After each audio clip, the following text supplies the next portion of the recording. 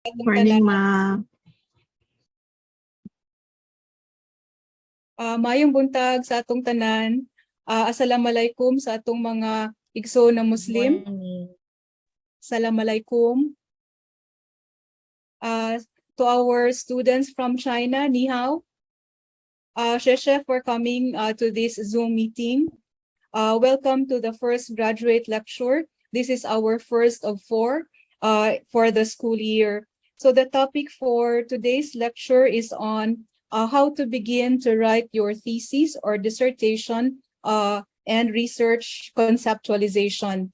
Our time here in the Philippines is 11:09 in Doha, Qatar, where our resource speaker is presently residing is maybe is 6:09 a.m. So we thank her for being here today. So let us start with a prayer. To start the session, maybe we can start with a prayer. Let us pray.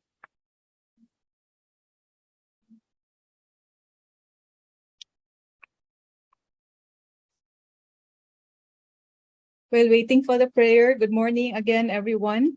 Thank you, Miss Rona. Thank you, Ma'am Annie. Okay, let us pray. Let's place ourselves in God's holy presence. Lord God, we thank you that you promise to be with us always.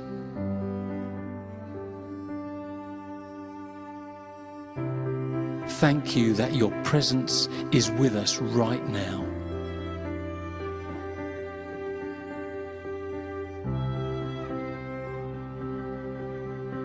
Today, we give you our hearts, our minds, and our lives.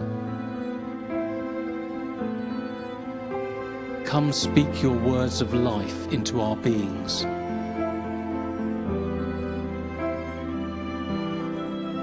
We pray that you would deepen our comprehension, broaden our thinking, and transform our understanding of what we are about to study.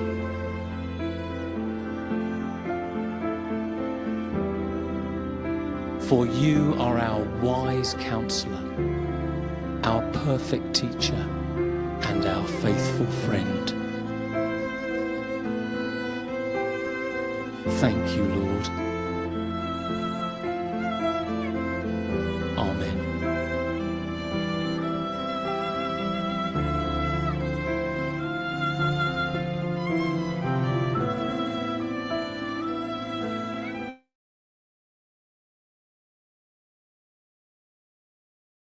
Thank you very much for praying with us and praying for us for this to start the graduate lecture. So again, the graduate lecture is on how to begin to write your thesis or dissertation. This topic is from you. We did a survey or evaluation from last year, and these are the topics that you'd like to be discussed for this school year. So this is our first. So again, welcome to our faculty, our graduate students. We are 154 in the Zoom room, and there are 300 who are registered. I'm guessing that they are still in their classes. Let us give everyone a heart to welcome each and every one. Okay, thank you for the heart. Okay, thank you very much. Okay. Thank you for the heart. May I take this honor to introduce our speaker. Our speaker for today is from Doha, Qatar.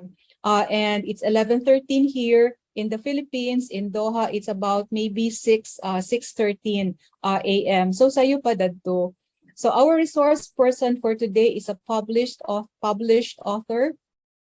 She is an award-winning researcher. She is also an international speaker, educator, and I think in the true sense of the word, she is an influencer. She is presently based in Doha, Qatar, and she's teaching in Virginia Commonwealth University. She earned her doctorate degree from the Technological University of the Philippines and the master's degree from Philippine Christian University and Paul Paris, France, Paul Paris Alternance, Paris, France. She has earned a special diploma in business from Hemsley Fraser, London in the UK. She's presently doing research projects at Ohio University, Athens, Ohio in the USA. She is one of the owners and managing partners of Sigma for educational consultancies. This is a Filipino-owned company in Doha, Qatar, as the Director of International Linkages and Graduate Programs. Our resource speaker is also a faculty of Philippine Christian University Graduate Studies, Business and Management, or GBSM, a transnational education and extension program in the Middle East. She's teaching research and thesis writing. She conducts training, workshops, seminars, webinars, lectures about research education, business and management for various organizations and universities. She is a practicing researcher. Her concentration is in mixed methods research.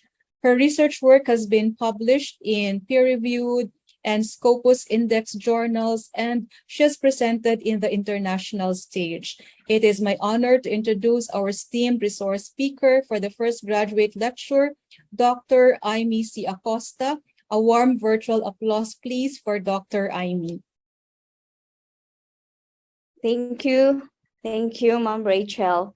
Good morning, everyone from Doha, Qatar. So I'm glad to be here very early to meet you all. So thank you so much to all who are here. I am happy that you're able to make it on time, and despite your classes, you are here with me. Okay, so let's, should I start now, Ma'am Rachel?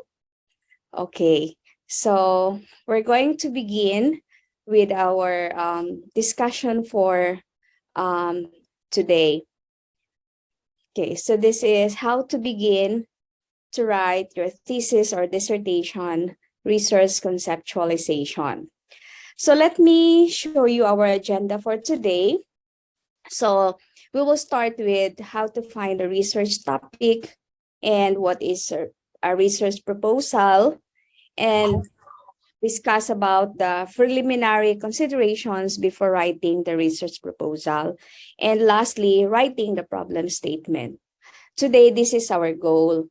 So whether you have already found your research topic, you would be able to write your problem statement, or you're still in the process of finding a research topic, you would be able to find it and write your problem statement. So I hope that this goal would be achieved today.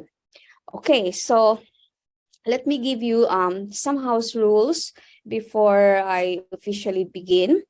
So just remember, as if you're eating pie. So this means I would like everyone to participate, to interact, and engage today. So how do we do that, since I am here in Doha, Qatar, and you are in the Philippines, and we are just grateful for the technology so that we would be able to deliver learning continually despite the distance. So just use the chat box and your emojis for interaction and engagement. Just type any questions that you have in mind. If there's something that pops out your mind, then just type it so that you will not forget that, and we will be able to address that questions right away. And of course, I have seen earlier that you are using the emojis, okay, as part of your reaction. Okay, so let me just do a quick check-in as well for everyone. Okay, if you are a graduate student, can you give me a heart?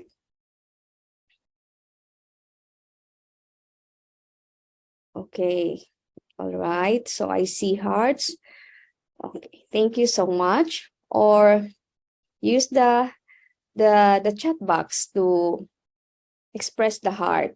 Okay, and are you a masteral student? Can you give me a happy or any face reaction except being having an angry face? Okay, so that's right. So I see a lot of masteral students. Are you a doctoral student? Can you give me a thumbs up? Okay. So, all right. So, let me see if I see thumbs up for doctoral students. Let me just scroll down the participants. Okay. So, thank you so much for participating. So, I would assume that you are now in the process of writing your master thesis or your doctoral thesis or dissertation. Okay, thesis writing is part of graduate studies, and it is also a skill that every graduate student must acquire to convey his or her research findings. And not only that, we need to complete that, whether we like it or not, so that we will be able to graduate and acquire our degree in master's or doctoral, or you would achieve your PhD or whatever specialization you have in your graduate studies. Okay, so the first question that we're going to answer today is how to find a research topic. Okay, so if you found already a research topic to begin with in your research project, can you give me a heart emoji if you already have a topic and then you are in the process of polishing your topic? Okay, so that's right. So that's great for those already who have a topic. If you have not a topic yet, so this is perfect for you. And those already who has a topic, I hope this could also help you to polish your topic or finalize it. Okay, so what is a research topic? Okay, so in graduate studies, finding a research topic is an art, and it is also a practice of discovery. Why is it called an art? Because this requires a lot of creativity, especially in searching for the right topic. And in writing a research proposal, it is always the first thing to do, and some may argue that it is the most difficult part of research. Do you agree? Okay, just put a thumbs up if you agree that sometimes this is the most difficult part of research. If you cannot find any topic, it's really hard to begin, right? Okay, so finding a research topic is really difficult because you do not just find a topic that this is the topic that I'm going to explore, and this is the topic that I am going to discuss in my research project. No, it is not like that.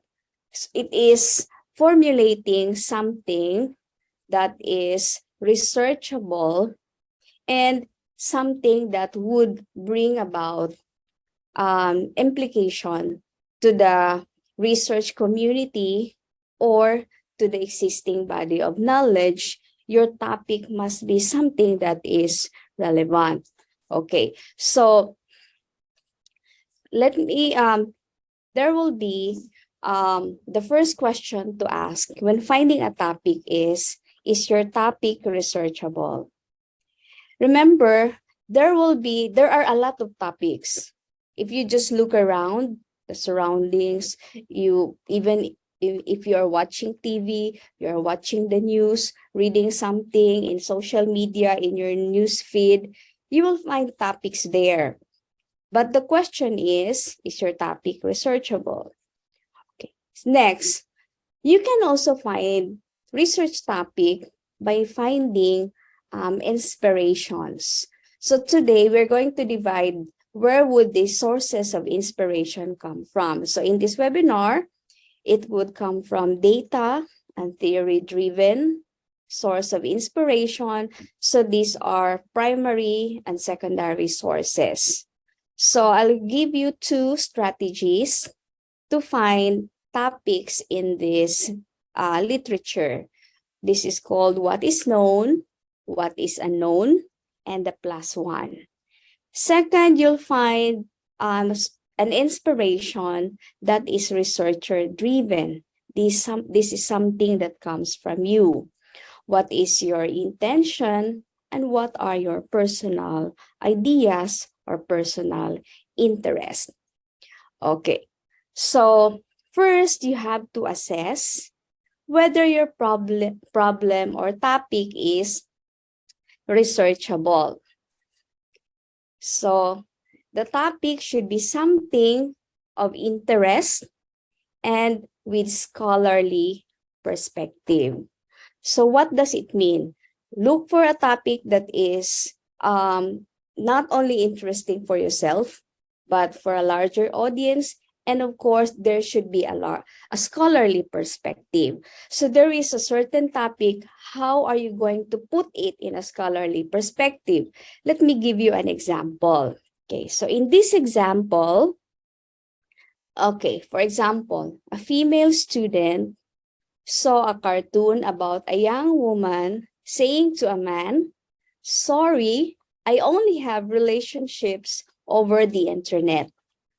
I am a cybersexual." So looking at that poster or cartoon somewhere in the internet, the student was able to identify and discover her topic. So looking at this example, can you tell me what could be her possible topic? Just write it in the chat box if, supposing you are the student and then you have discovered your topic. So in this example, what could be a possible topic for her? Just a topic. You don't need to hit yet the scholarly angle. So in this example, what could be a possible topic? Or maybe someone here has the same interest. Okay, so yes, I see responses. It could be about cybersexual relationships, choice of relationships, or cybersexuality. There is cybersex, cybersexual, new age relationship. Okay, so thank you so much to those who gave their responses. Okay, yes, it could be sexuality and education. So topic could be related to that, or you can simply say it could be about online romance. Someone say online dating. Okay, so that is the possible topic. Now, the topic is easy to find. The challenge is, how are you going to hit a scholarly angle in this type of topic? Okay, like online romance, online relationships, online dating, sexuality education, cybersexual, new age relationship, cybersexuality. Can you try to explore what could be a possible scholarly angle related to this topic? Okay, so this is the most challenging part. The topic is there, it's easy to find. But how are you going to hit a scholarly angle relating to this topic? Okay, so maybe someone has an idea. What is a possible scholarly angle in terms of this topic? Because if I am your research advisor, you come to me, you give me a topic, this is the first question that I am going to ask you.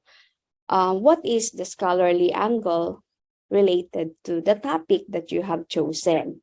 Okay, so why do people choose to get into online romances? Okay, yes, that could be a possible question, or that you are going to explore. Okay, or you're going to use triangular theory. Okay, you use triangulation of theory of love and identify the mechanisms of online dating, or maybe explore the lived experiences of people in online romance. So from your responses, I see two types of researchers. Okay, how will online dating affect personal relationships with others, and psychological influence of media love story, online dating possible? So, okay, thank you for your responses. I see 3 types of researchers. I see 4 types of researchers now. Okay, so from your responses, I could tell what type of researcher you are already. Thank you so much. So later on, I will go back to you based on your response, because from your responses, I can tell now what type of researcher are you. So if I am your research advisor, I know which is the right path for you. Okay, so here all your responses are correct. So different topic can be hit scholarly differently by different researchers, because we are all different in our choice of philosophical assumptions. We are all different in our choice of methods, in our choice of methodology, and that is because we value different philosophies in life. Okay, so in here, the scholarly angle that I am going to hit in this type of topic, online romance, is I am comparing matching services, marriage culture, and the recent chat room romances, which could be similar to arranged marriages from years gone by. Okay, so there are no wrong answers from those responses that I have seen. You are absolutely right. Okay, so your responses are correct. So one topic can be explored by different researchers differently. Okay, so why were you able to write that? Because you did intelligent inquiry about the topic. Okay, and then you want to explore the problem. Okay, so that's why when you choose a topic, the first you find an inspiration. First question to ask, what could be a possible topic? Second question to ask, what is the scholarly angle for this topic? Okay, a scholarly topic, or a topic with a scholarly perspective, should be examined with intellectual curiosity. Okay, where would you look for supporting details about the topic that you have chosen? You go to the library, and now we have the internet. Current researchers, you are very lucky because of the presence of the internet. Okay, there was a time when I was doing my first research in my bachelor's degree that I have to do everything manually, go to the library, photocopy, or write. Okay, so it was very difficult. So I'm not sure if maybe your research professors also experienced what I had experienced, when everything was manual and very difficult. But this time, everything is online. Okay, next criteria for a topic with scholarly perspective should be something with a serious purpose. Okay, so something that demands analysis of the issues. You have an argument about the topic. Okay, and then third is you should be able to share your investigation of the issues with the readers. You bring them together to a new plateau of knowledge. Okay, like the example earlier, it was about online romance, and then you were able to hit different scholarly angles. So the different scholarly angles can be taken by different researchers. Okay, because there are a lot of scholarly angles that you can put in a single topic. Okay, and then you will be able to write a meaningful conclusion after exploring the topic that you have chosen. So these are the criteria when you are going to choose a topic and put a scholarly perspective to that. Okay, so that's first technique in finding a research topic. So I hope you find it helpful. Choose a topic, and then what is the scholarly angle for that topic? Okay, and the scholarly angle that you have chosen should be something that is close to your heart, that is your part of your interest, so that you will be able to write it properly. Okay, then let's go now to other sources of inspiration. First, this is theory, data or theory driven. So you could go to primary sources or secondary sources. So this is the primary sources. These are materials that are published online or in paper and created by scholars or researchers, or a scientific paper or a scholarly paper that you find in different journals or different books. And similarly, the secondary source, these are also published academic or professional articles. So these are commonly referred to as literature. Okay, so let's start with secondary sources. So it's easy to find them. They are all accessible online. These are the journal articles, and these are also available in your library. So definitely your library has resources subscriptions for international journals or publications, that it would be easy for you to look for journal articles related to your topic. Okay, then most of these are peer-reviewed. So these are what we find in different journals, like for example, the Journal of Engineering and Sciences, or Journal of Education, Journal of Psychology. So there are different journals that you can explore to find literature related to your topic. So these are the three types of academic journal articles. There are research articles. There are also theoretical articles. There are also review articles. Okay, or you can refer to academic or professional books. So those are physical copies of the books, those books that are present at home or in your school library. So you can browse them, the encyclopedias, those popular books that are related to your topics. So get them, browse them, you would find information related to your topic. Why do we have to do that? Because whatever facts that we have gathered, we need to cross-reference.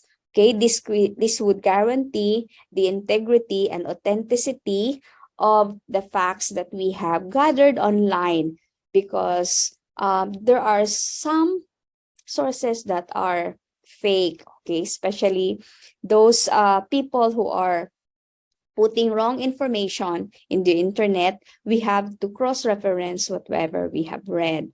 Okay, and you can also use professional reports. You can use this as your, if your topic, if your research, you would like to use secondary data as your source of data. So you can refer to the books, the journals, or professional reports that are published, research, theories, reviews, or working papers, or also reports published by government agencies, think tank organizations, professional associations, advocacy group. It depends on what is your topic. For example, you are a business student. You would like to compare how big companies are performing. So you might go online and look for their financial reports, or you are a student who would like to speak or give voice to the unheard, to those who are discriminated, to those in the minority group. So there are published reports by advocacy groups relating to the topic that you want to explore. So go to those organizations. You will find a lot of information related to your topic.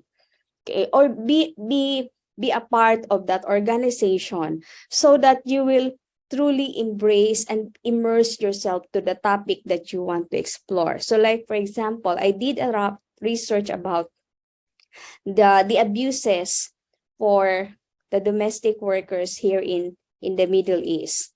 So I joined organizations like the Women in Informal Employment, that's one advocacy group.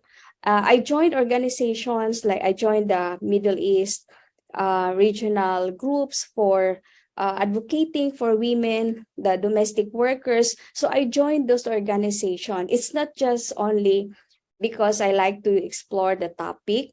So I did the topic, I joined organizations so that I would learn more information. So you can do that. So join groups, know more about the people involved in your topic. Okay, so you will be able to write your paper full of rich information that would help them. Okay, and also my bachelor's degree thesis was about the abuse, the fraternity and sorority hazing, the deaths in hazing. So to truly explore, I joined a fraternity group. That was the intention why I joined it, because I want to understand what are fraternities, what are sororities. That's how I when I write a research, I truly immerse myself. So do the same, immerse yourself to the topic so that you will be able to write and finish it on time. So those are things that I did when I write research. Also, the recent research paper that I did together with my husband and other research colleagues, we are writing about voluntarism. So that is our currently, it is under review. So we write about voluntarism because we want to produce voluntarism attributes questionnaire that we can share. So we joined voluntarism group, we joined different organizations, we observe how volunteers work, so that to supplement the reading. So it's important to do that.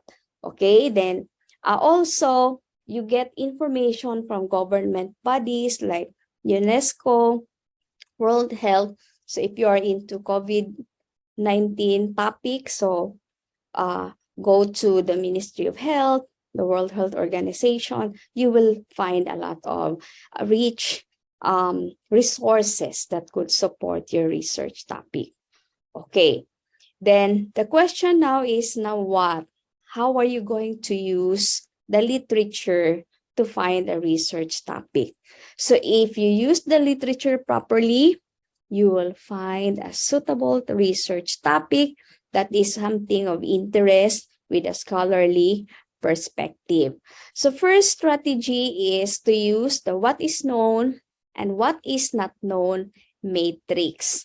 Okay, so create a matrix. So I am a matrix person as well. I always create matrix. I create a matrix when I start to write or before writing. This is my research topic. These are the possible questions. These are the areas that I want to explore. So that is what we call what is known, what is not known, problematic, or missing. For example, your topic is about cyber online dating or cybersexual sex or cybersexual relationships. So first question that you're going to ask, what questions have been asked about my topic? So explore those journals, those books, look for questions that have not been asked about your topic. Or is there a time, a geography, or a location dimension? Okay, so you can actually expand a topic like online romance, online dating. It was done, for example, you found a research topic about it. It was done somewhere in Mexico. So you want to find out if the context of online dating in Mexico or in another parts of the world is similar to the Philippines. So you can expand a topic. So that's one inspiration. So let me do this. What if I'll do this in the Philippines? Or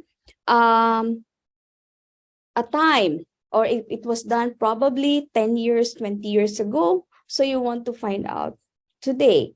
Or when it comes to gender, you use the demographic profile. So those are different areas that you want to explore because they are not known, and those areas are missing or problematic. Okay, then next questions, you ask about the theories or the concepts or that have been discussed in the topic or in the previous topics. For example, when we were exploring voluntarism, that's the only time that we realized that there are a lot of theories associated with voluntarism. So there was a research study, their focus is on the theory of the mind. Then there are other studies that they apply it in terms of business profitability. So in our case, we want to focus on the altruistic behavior of the person performing the voluntary act. So that's how you do that. Examine the theories, the location, the time, or who are involved in the study.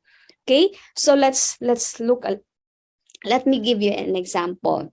So what is known and what is not known. So you found a research article. So this study is about inclusive education scale.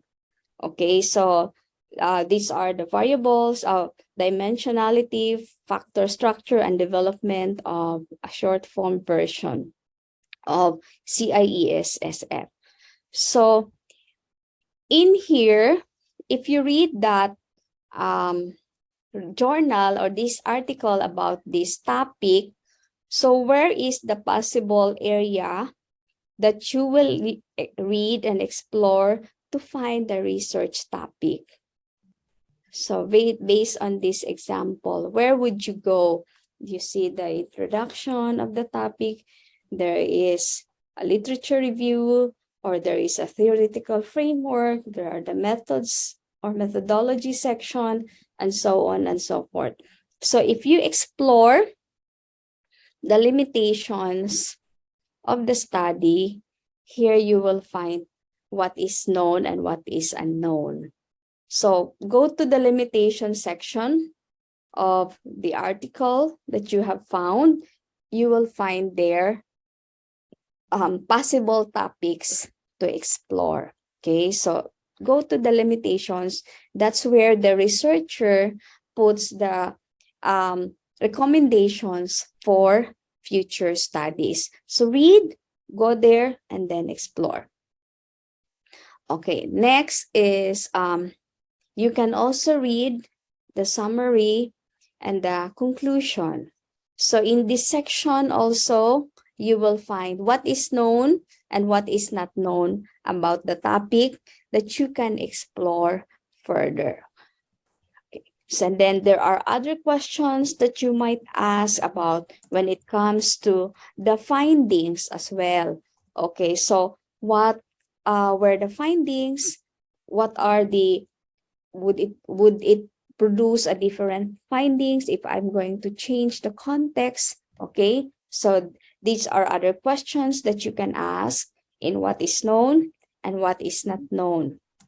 Okay, so in this example, you can also find inspiration by reading the abstract. Okay, so if you read the abstract, you will find theories, okay, in the abstract.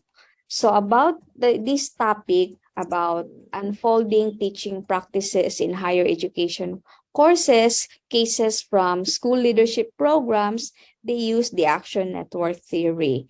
So what if I will have the same topic, but I'm going to use a different theory?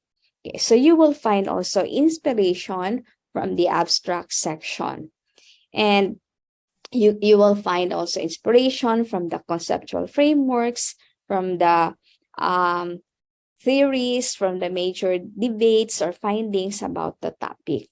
Okay, so here in the framework of the study, they use the analytical framework about this topic. Then you will find also inspiration from that, from the how the writers write or apply the theory to the research topic. And then what if you will use a different theory about similar topic? Would it yield the same result? Would it yield a better result? So you have now your argument, okay, that I need to do this research applying a different theory.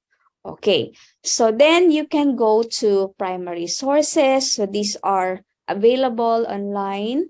So it could be peer-reviewed, or some are not peer-reviewed. So you can use online materials. You can also actually read the blogs written by researchers, written by scholars.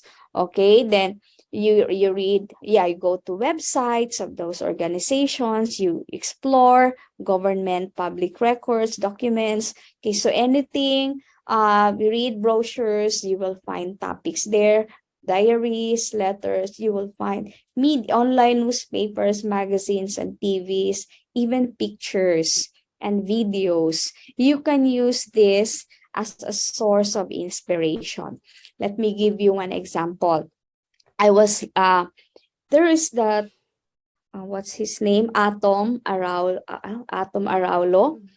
I forgot. Oh, yeah.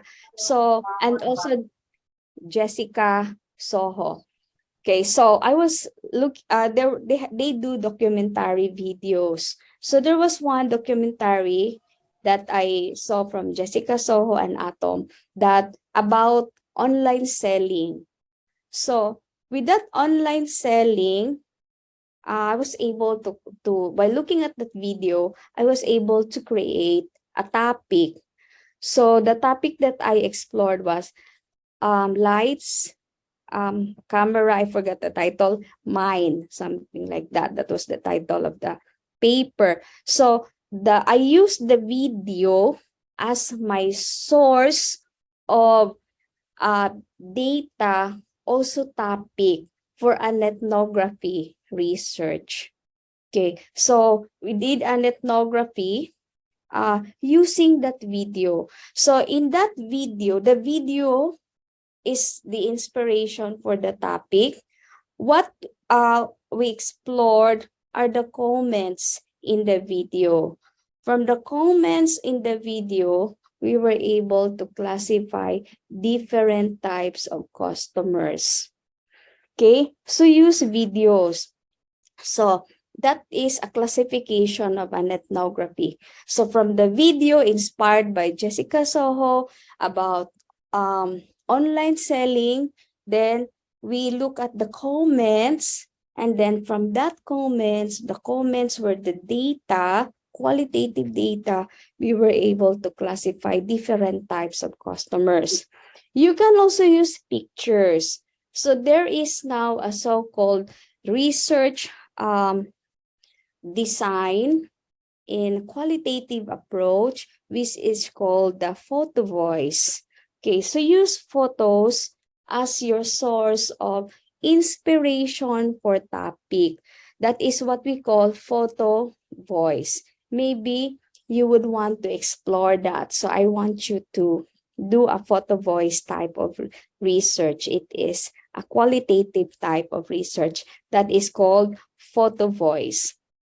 Okay, so that is our next research project after the voluntarism. So we will do mixed methods combining photo voice, focus groups, and quantitative approaches. Okay, even clothing, when you travel, you go to, you see all these statues, you see all these building structures. So be observant, you will find a topic there, even in furniture, okay, in music, poetry, or art, or maps, transcripts, so anything, there is always a possible topic, and then just look for a scholarly perspective, okay? And then you can also use primary, preliminary raw data that you collect or produce in any of a pilot project that you have created.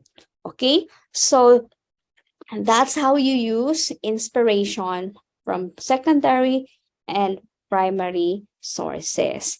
So I hope one of you try ethnography. It's very interesting. You go to online communities, try ethnography, and try photo voice. Do it. Try that. These are nice strategies in doing research topics. So explore more ethnography and photo voice. Do something different. Okay. The next is the +1 approach. You found the literature, apply +1. Okay, that is what we call +1 approach. So this is an addition or extension to the existing literature. It could be a new case, a new group, a new classification, a new group of people, or you add a variable. Okay, so this type of approach is part of the normal science. Okay, so the literature is there. You explore it in another theoretical framework, or you explore it, you found a research, it is qualitatively done, you want to explore it quantitatively, or there is a quantitative research, you want to explore it quantitatively. Supposing you are now doctoral, so you can extend your masteral topic. Suppose your masteral topic is quantitative research. You want to explore it qualitatively, or you want to add a qualitative area or a qualitative study to the existing quantitative study, and you want to merge the results. So you can do mixed methods. Okay, so research is actually very exciting. Okay, so the +1 approach is also very exciting. It's not just about the variable. It's not just about a new population, a new age group, or a new setting, but you can apply a new method to what you have. Currently have or previously have.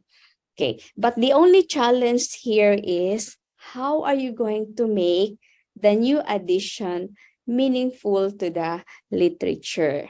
Okay, so that is the challenge, but any challenge, there is always a solution to that.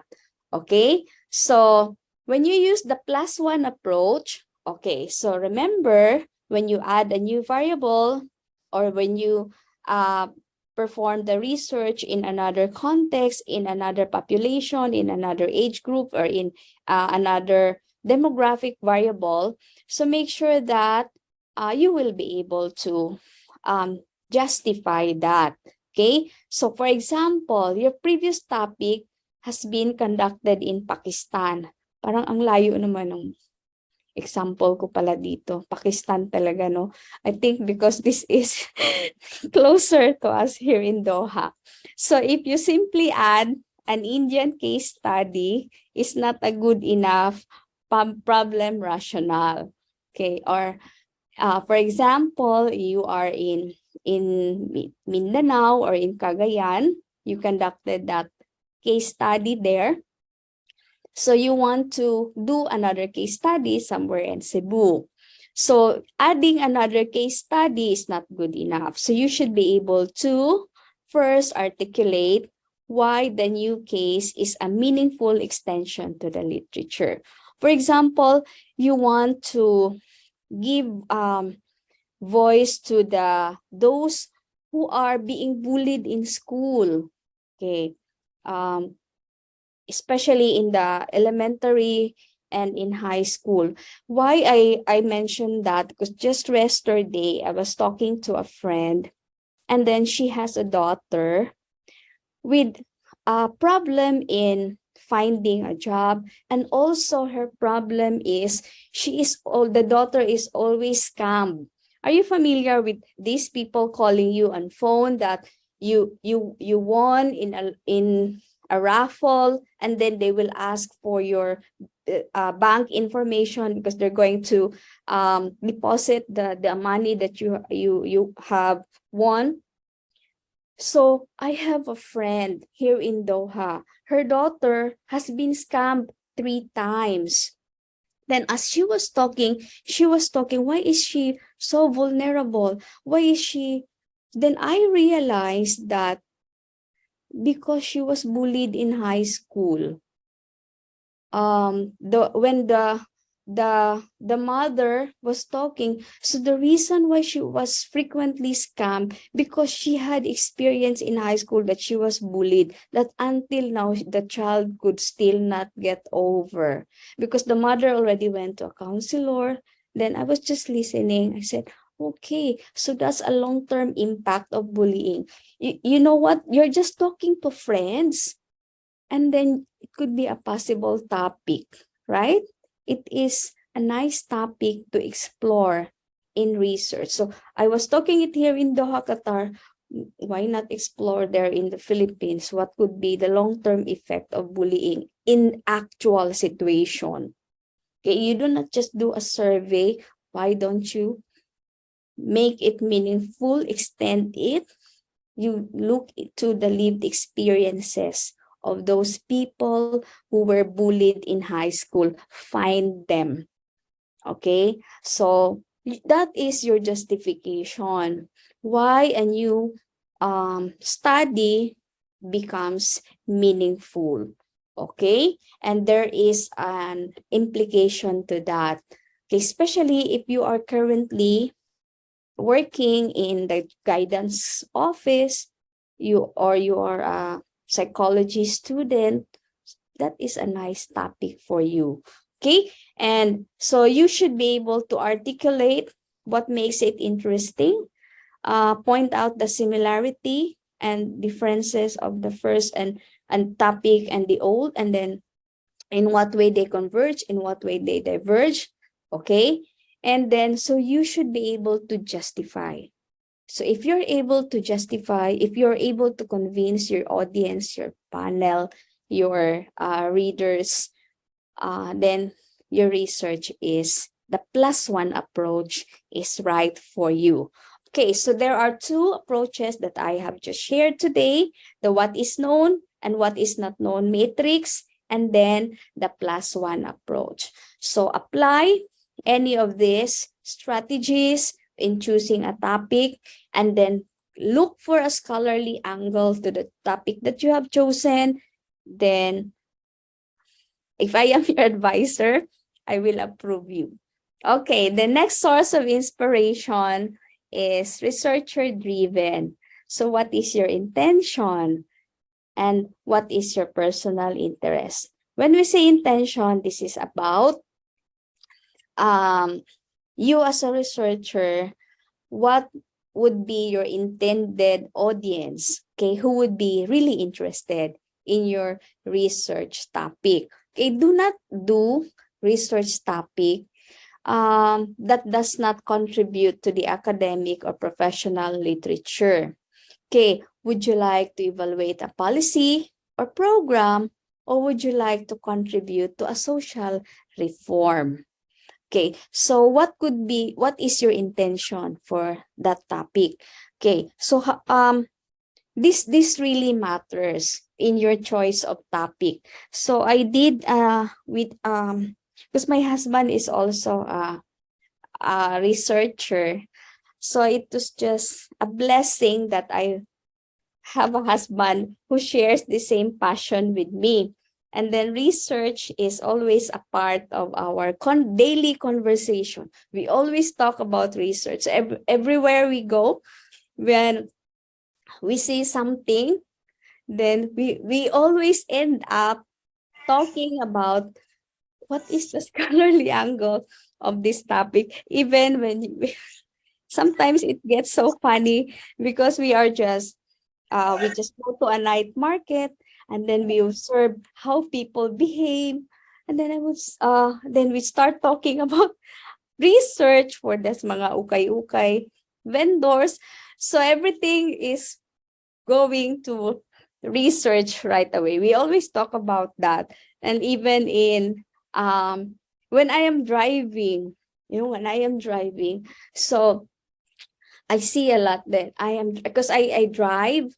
My home is far from my workplace, so I drive a little distance. Even when I am driving, I see a lot of drivers. Other drivers are they're so fast, others are so slow, others are so reckless. Then just observation that I am able to classify different drivers based on how they drive. So that's how I always see things. I make things interesting, and then I said, this is also a nice topic. How can I explore different types? Other drivers are bully, especially those driving with fancy cars. They are bully and they show off. I said, would there be a literature that can support my claim that a person's way of driving would determine his or her personality? So like that. So I have already a topic about drivers, and then would the way they drive determine a person's personality? So that's how you explore a topic. Make it a habit, and then it is easy. Okay, so these are the activities enjoyed by a person. Those are personal interests. Okay, so these are the steps to use in using what is my intention. Okay, so if your possible audience are the academics or the professionals, then you are interested to build theoretical frameworks, concepts, empirical data, evaluation. So you would like to contribute to scholarly, professional, community, program evaluation, policy, social reforms, and so on and so forth. So if your possible audience would be general public, popular media, so you are interested to build concepts, to build evaluations, and then these are your possible contributions. Okay, so your intention determine who would be your intention. That's why we have a part in our research that says who will the people who will benefit your study. So those are your audience. Okay, so what I mean, that's the section significance of the study. So those are actually your possible audience that would benefit your study and your possible contributions to this group of people. So identify first what is your intention. Okay, who would benefit your study? It should be defined, because the reason why we do study, because we want people to contribute, to benefit from it through research dissemination. Okay, through sharing of knowledge. You do forums in your school, graduate forums where everyone would share their research topic. Okay, then relate personal ideas to scholarly problem. So how do you do that? How do you combine personal interest with an academic studies? Okay, anyone here who is interested in baking? Okay, can you give me a heart if you like to bake, or you like to bake but baking is not for you?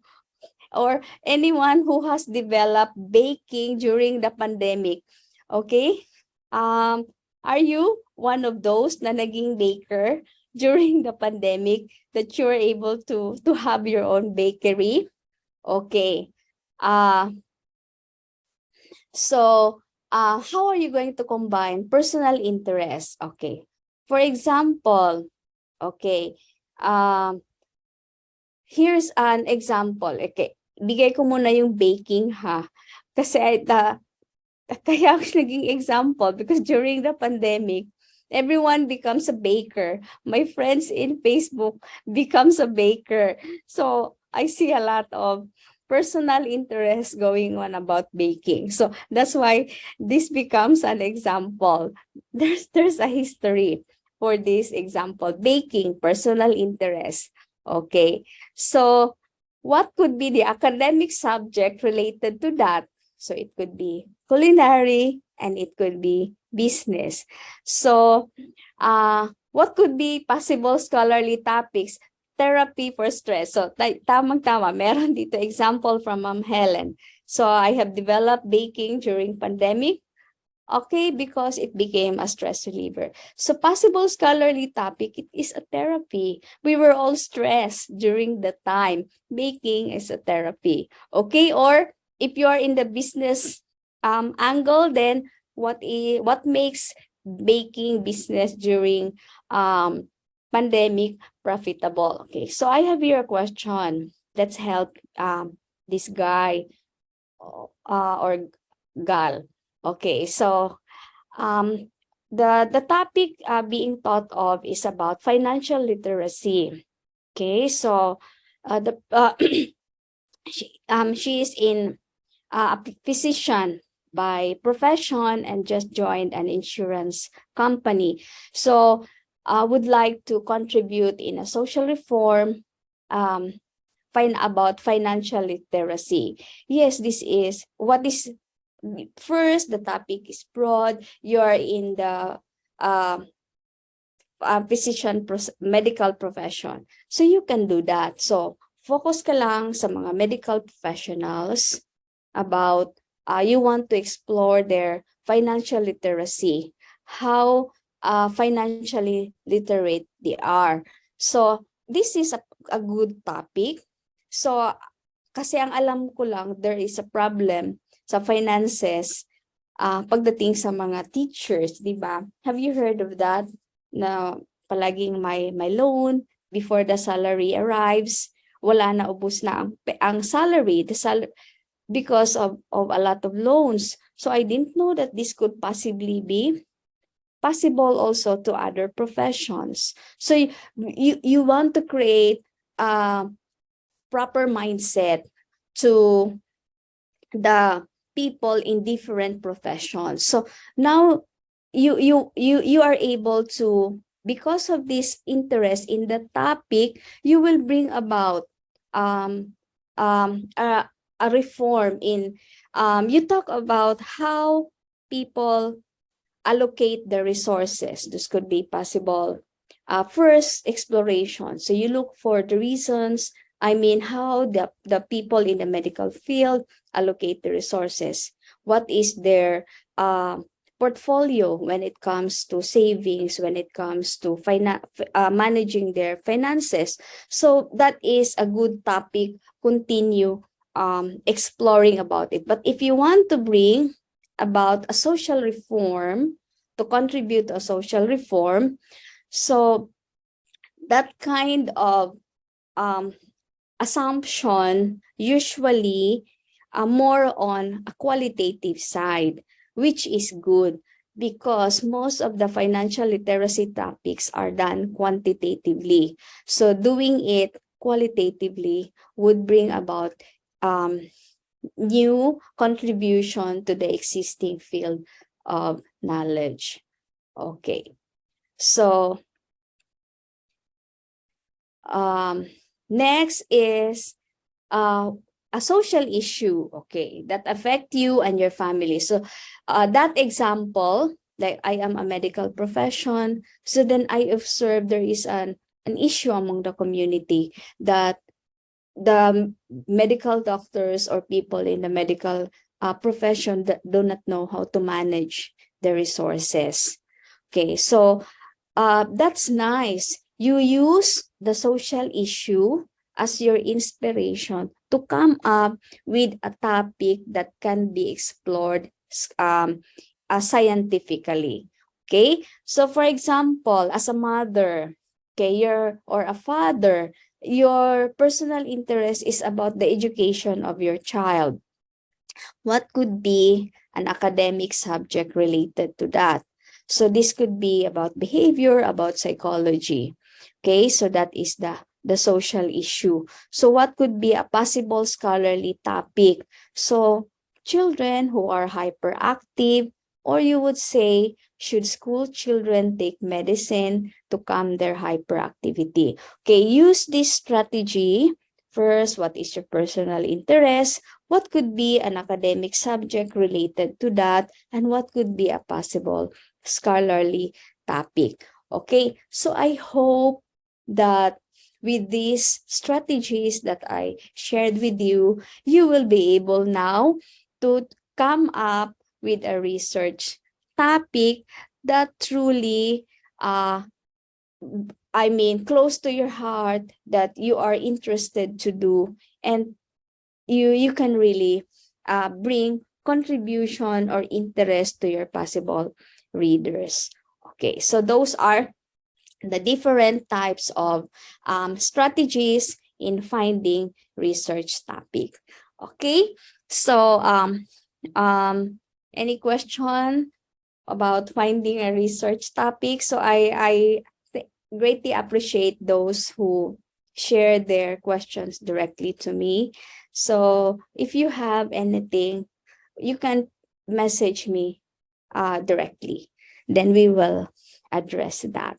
Okay, so now the topic is there. You found your topic. You are now going to start writing your research proposal. So let's define a research proposal and what are the parts of the proposal. Okay, so a research proposal, okay, this is your plan of work. Okay, so this includes your plan, this includes your general scope of the project, your basic research questions, your methodology, and the overall significance of your study. Okay, so first question, what do you want to study? Okay, how will you study the topic? And why this topic needs to be studied, and when you intend to do this work, and where your study will take place. Okay, so in the proposal, so these are the important components that you have to answer. Okay, so the purpose for doing a proposal, because we want to justify and plan for a research project. Then we are going to show how our project contributes to existing research, to existing body of knowledge. And then we're going to demonstrate to our advisor, to the research committee, that we truly understand how we're going to conduct our research topic. Okay, and there is a time frame. So remember, a research proposal is not infinite. There is a time frame. There is a plan. Okay, part of the plan is you have to complete it in the allocated time. Otherwise, you will re-enroll in the next semester, which you do not want to do. So follow your timeline. Make sure it is included in the proposal. Okay, so usually this is the basic parts of a proposal. There is a title, and or others would require an abstract, others would not require it. Then there is an introduction, then there is your problem statement, then that's your purpose, the aims or the rationale, and then the review of literature, then there is the methodology, then your significance, implications, then your timeline, and then your references. Okay, so in the methodology section, you should include the design. Okay, the design of your research, and then the locale, the venue, who are your participants, and then what is your sampling frame, your research instrument, your data collection strategies, data analysis tools, and ethical issues. And in some format, the background, problem statement, rational literature review are all included in the introduction section. So different schools have different formats. So before you start, you should know the requirements first. Okay, so this is just a sample format for a proposal. Your university would probably have a different format. So, but whether we have the same format or not, but the main context of a research proposal is just the same. Okay, so in the methodology section, part of the preliminary considerations in writing a proposal is your research design and your philosophical worldview that affects your research design and your methodology. Okay, so let's talk about research design. Okay, so here, okay, the research design, these are your plans and procedures, okay, for your research. Okay, so and when choosing a research design, it involves several decisions. Okay, which design should be used to study a topic? Okay, so you have your topic, so now you want to choose what is the research design that you're going to use in exploring that research problem. Okay, so the selection of your research design should be based on the research problem or your personal experience and the audience of your study. Okay, so there are 3 types of research designs: qualitative, quantitative, and mixed methods. Let me go back to the responses dun sa first question about cybersexuality. So, there was someone who said that I use a triangular theory. So this is more on, you want to do a triangulation approach about in exploring that topic about cybersexuality. So if you use triangulation approach, you are more on a mixed methods. Then someone here answered, explore the lived experiences. So you are more on qualitatively inclined person. Or how will online dating affect my personal relationship with other people? So it could be explored qualitatively or quantitatively. Okay, so psychological influence of media love story. So that topic about cybersexuality, you can explore it qualitatively, quantitatively, or in mixed methods. So do not say that quantitative and qualitative are opposites. The best way to describe the two is both quantitative and qualitative represent the different ends of a continuum. So you would say that this research is more quantitatively inclined, or this is qualitatively inclined. So the mixed methods research resides in the middle of the continuum, okay, because it incorporates both elements of quantitative and qualitative research designs. Anyone here who has done a mixed methods research project? Can you give me a heart emoji if you have conducted mixed methods research already? Okay, so another also, okay, so this is the third suggestion that I will make. Earlier, I suggested you do ethnography, you do photo voice, now you do MMR. Okay. So explore, especially if you are in a doctoral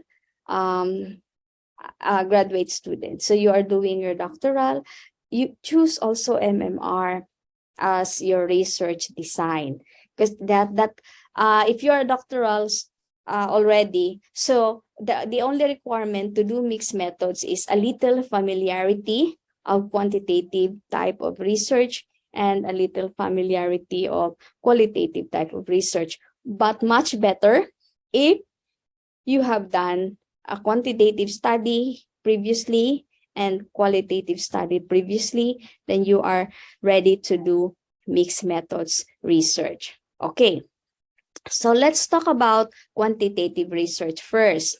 Okay, so if you will choose quantitative research as your design for the topic that you want to explore, so that means you want to test and predict. So you will examine relationship among variables, you will have independent, you will have dependent variables. So you are going to measure them using statistical procedures.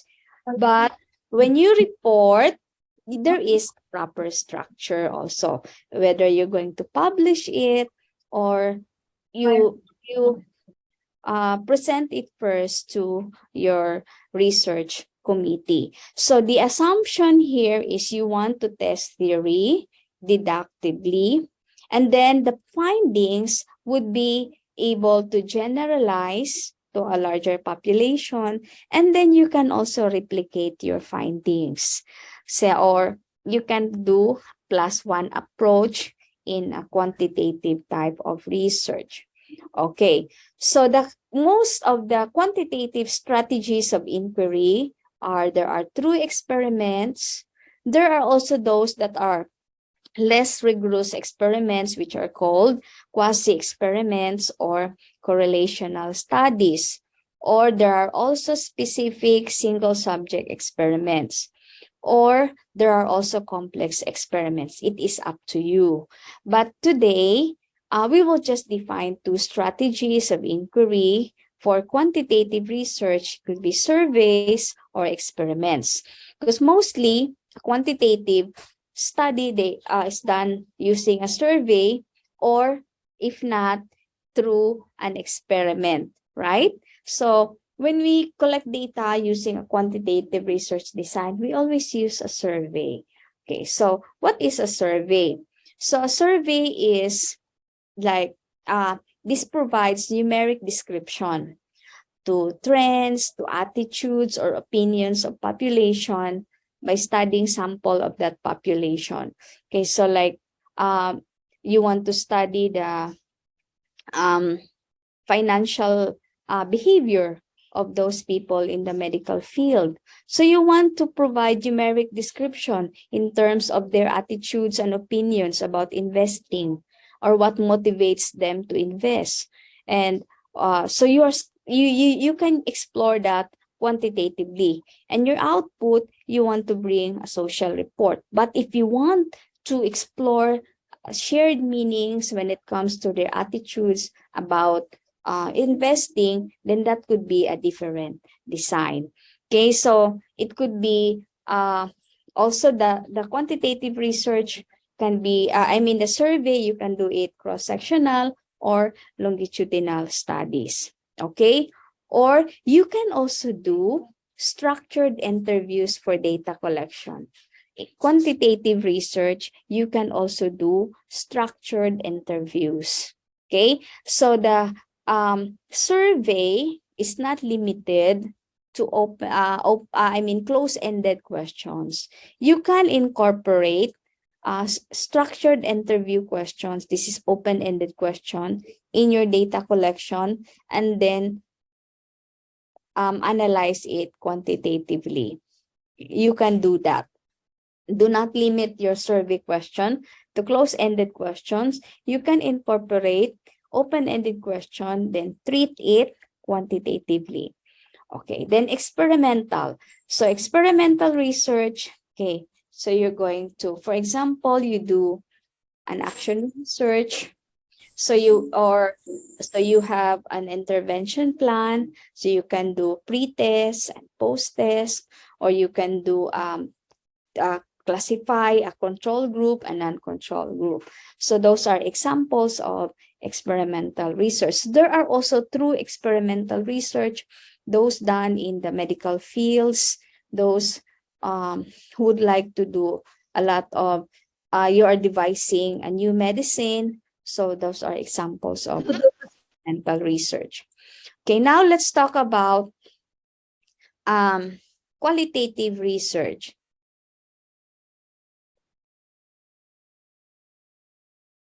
Okay, here. Okay, so qualitative research, this is your means for exploring and understanding the meaning individuals or group ascribe to a social or human problem. So you want to explore deeper, okay? You don't want to assign numeric values to their opinions of the participants. So you want to talk to them, okay? So this process involves emerging questions. You can also use a survey type of questionnaire when you explore qualitative research design. So in qualitative research, the survey questionnaire is open-ended.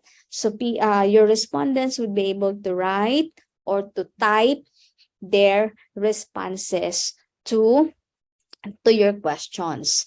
So how are you going to treat open-ended questions? For example, you ask them about what is how do you describe your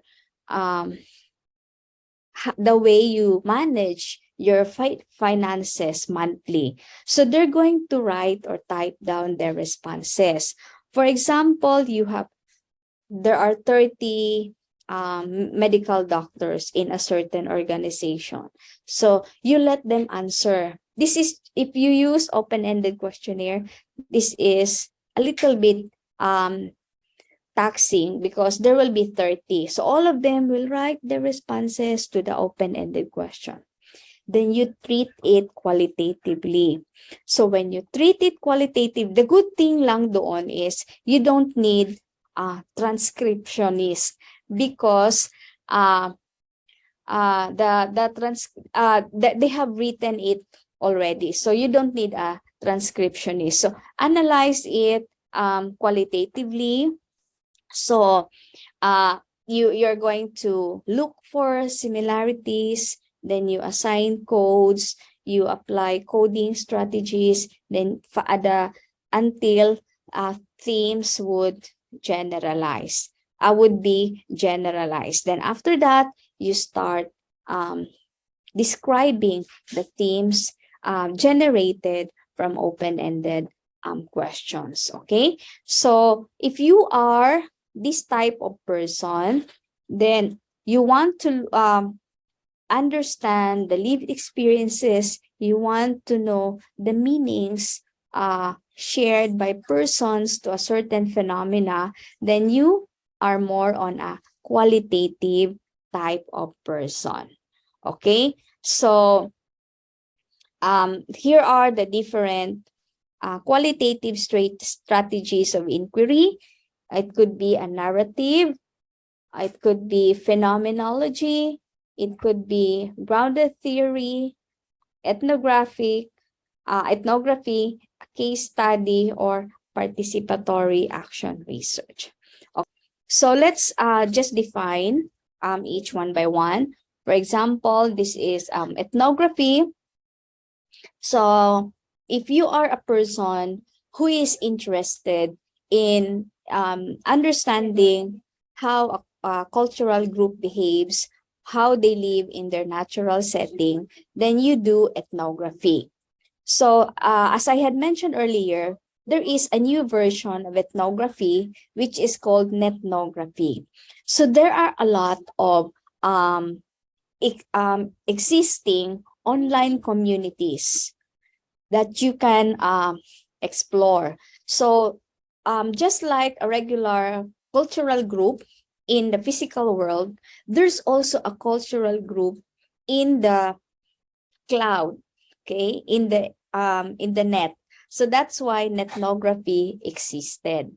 So you use another form of ethnography, which is called nethnography. You explore what's happening in the cultural groups in the internet.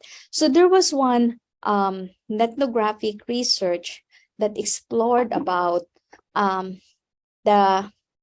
it was very interesting. It was about the drug lords, okay? How the drug lords behave. It was a very challenging research. It was done in 1990. The participants were drug lords. So the recruitment alone was very difficult because, of course, you're a drug lord. How would you participate in this type of research study? So the researcher, it was COMB, the name is COMB, C-O-M-B-E. The researcher has to hire a person, an IT person who, because in the recruitment process, the recruitment should not leave any digital footprint. So the recruitment was done that way. There was also the researcher went to different online communities where the drug lords are, the trading happened, and then posted a poster that could not leave digital footprint. Then third is through snail mail. Okay, and then after that, discard. So it was a challenging. I found that very interesting. So that's where I got inspiration to do an ethnography from that video about online selling. Okay, then you can also do grounded theory.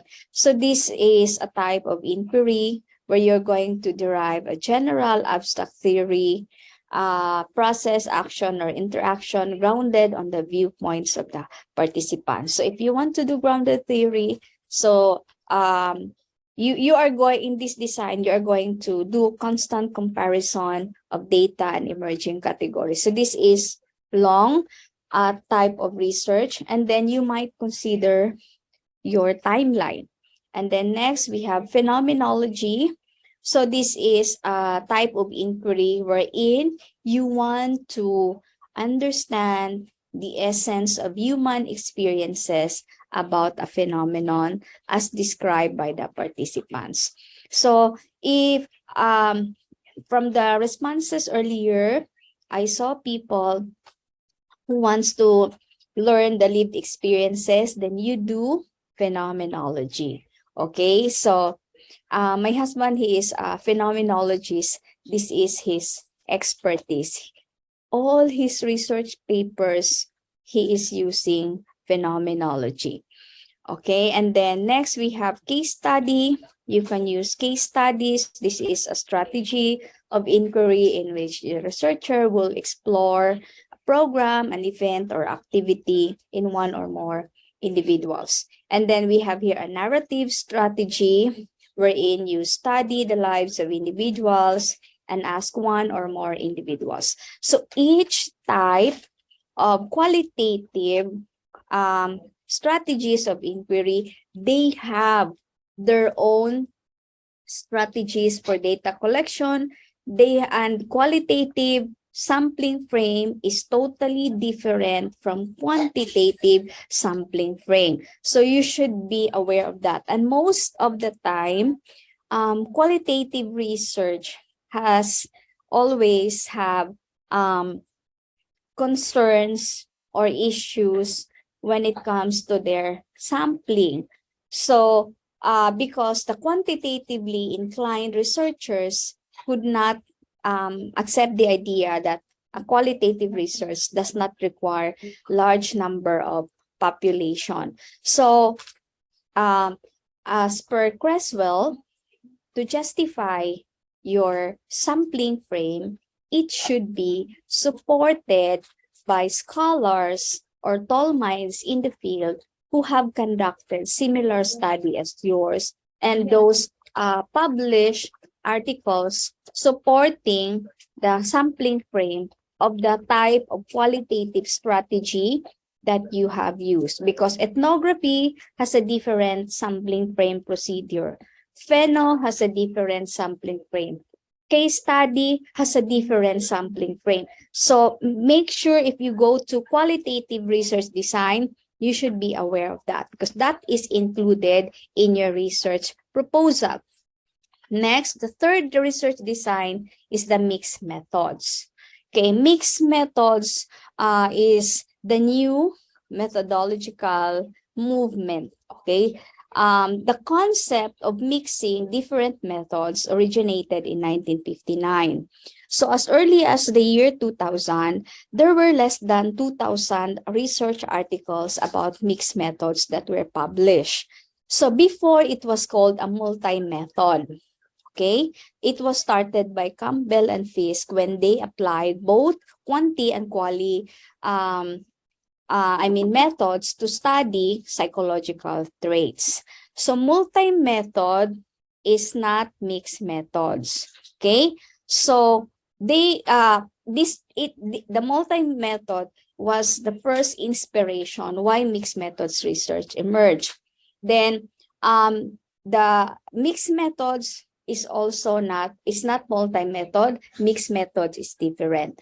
Okay, but multi-method started the concept of mixed methods. Okay, so what makes mixed methods different from multi-method? Because when we say multi-method, you can use quantitative data plus quantitative data, or qualitative data plus qualitative data.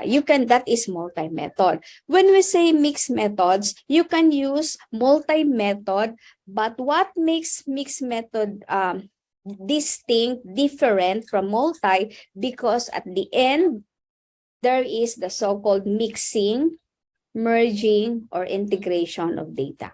Multi-method is not necessarily multi-method does not necessarily mix the quantitative and qualitative, but mixed methods combines the qualitative data and quantitative data. So you see here, the mixed methods, the qualitative data were combined with traditional surveys or quantitative data. That makes multi-method and mixed methods different. But multi-method was used previously, but not really mixed methods. Okay, and then to validate mixed methods, so the previous scholars, they applied triangulation. So they triangulate data sources to seek for convergence across quantitative and qualitative methods. So triangulation evolved and it became one of mixed methods research design.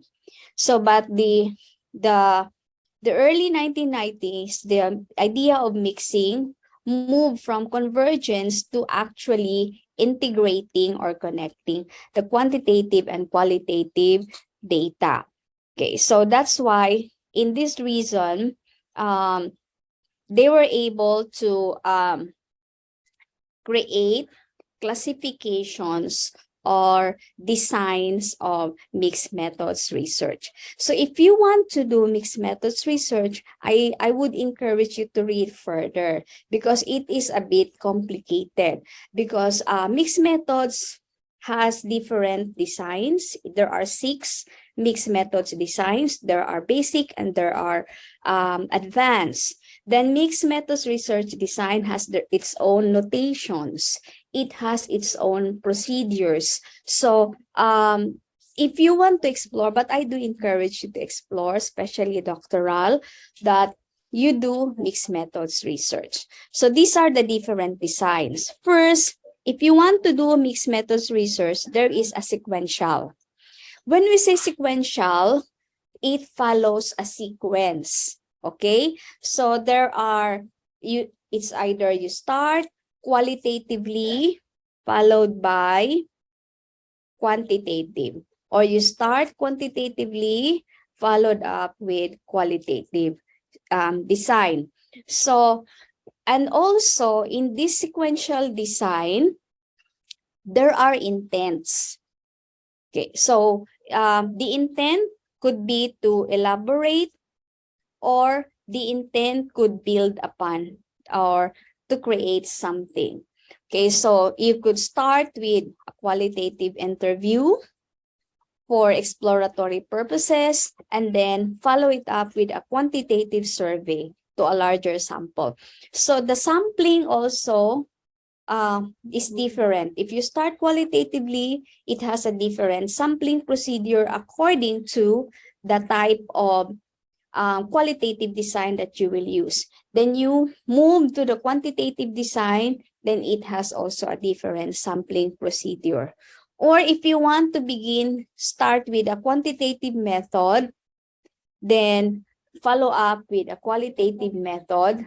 So that is also the opposite of the other. So this is what we call sequential explanatory and sequential exploratory. So if you want to do sequential explanatory, from the word explain, you start quantitatively.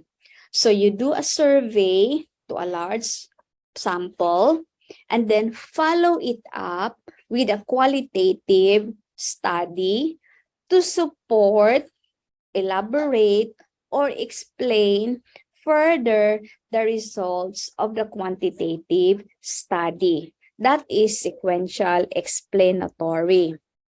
If you want to do sequential exploratory, so the word explore, that means you start qualitatively. Okay, that is an exploratory stage. For example, in our current research, the voluntarism attributes questionnaire. So we use sequential exploratory design. It is an appropriate design because we started with exploring the attributes of voluntarism, or the attributes that characterize voluntarism. So we did phenomenological interviews. Then after that, we developed the questionnaire based on the result obtained from the qualitative phase of the study. Then after that, we tested the created questionnaire, the voluntarism attributes questionnaire. So it has sequence, it follows sequence. So most of the exploratory design, you come up with an output. It's either to develop a questionnaire, to develop an intervention, or to create new variables, or you want to create a survey design. So that's the difference between explanatory and exploratory. So that is sequential design. Then there is also a mixed methods concurrent design. So this method, concurrent design, from the word concurrent, that means you are going to collect both quantitative and qualitative data simultaneously together. Okay, so you collect them simultaneously and then analyze separately. So there is one research problem to be answered quantitatively, to be answered qualitatively. Now, who are the participants? It could be different groups, but I mean different participants. You can have a different participant in the qualitative, you can have a different participant in the quantitative, but they belong to the same population. Then data qualitatively are analyzed separately, data quantitatively analyzed separately, then you bring them together to see if they converge, diverge, or there is expansion. Okay, so the old name of concurrent design. This is also called triangulation design, convergent design, or parallel design. That is the concurrent mixed methods. Okay, then another mixed method is transformative design. So when we say transformative mixed methods design, you are going to anchor your research on a specific theoretical lens. Okay, so within a transformative framework. Okay, so most of the topics in a transformative design, the intent of this type of study is you want to bring change to a certain, you want to bring about positive change, especially to those that are disadvantaged. If you use transformative design, you can choose sequential or concurrent. So you can apply the sequential or the concurrent, but they are within the transformative lens. Okay, so your philosophical assumption here is transformative, and then there is a theory that lies within that. For example, your philosophical assumption in transformative design is transformative participatory, and then your theoretical lens is feminism.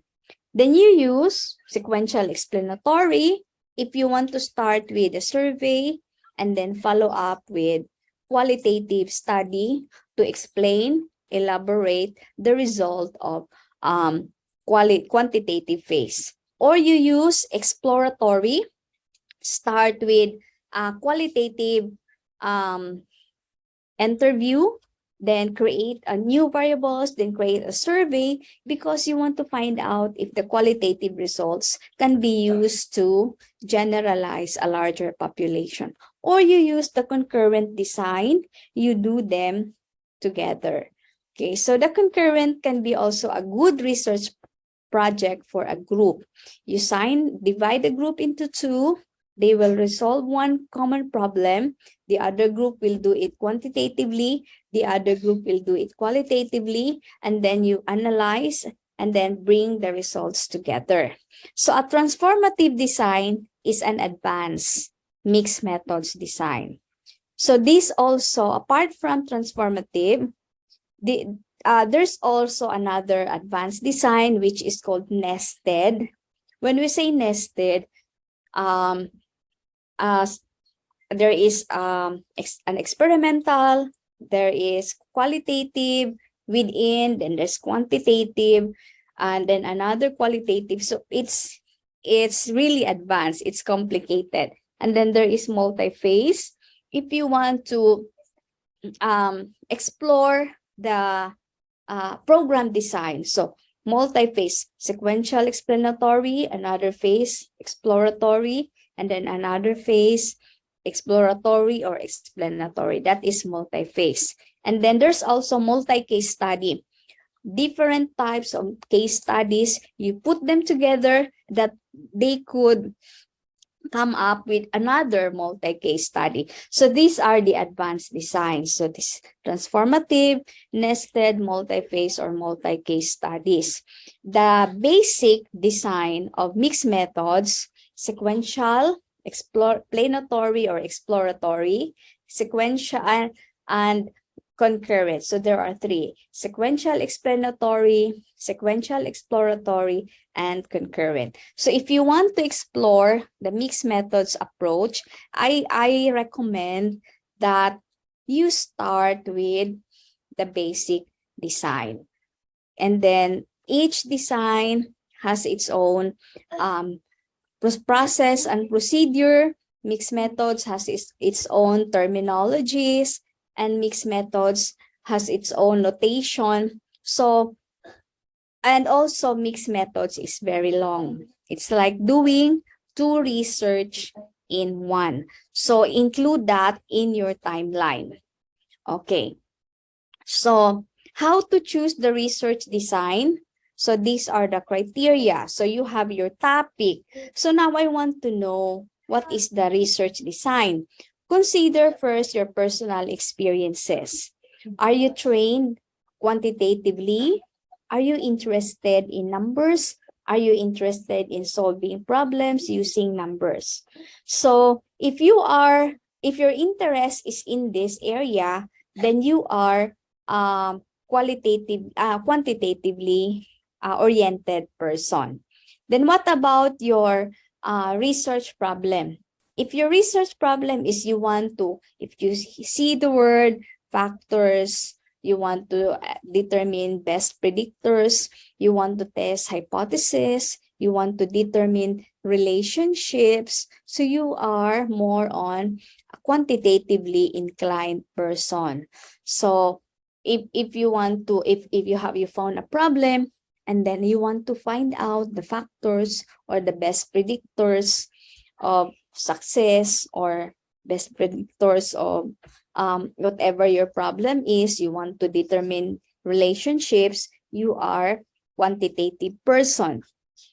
If you want to look into the shared meanings, the lived experiences, explore phenomenon in detail, you are the type of person, you are qualitatively inclined.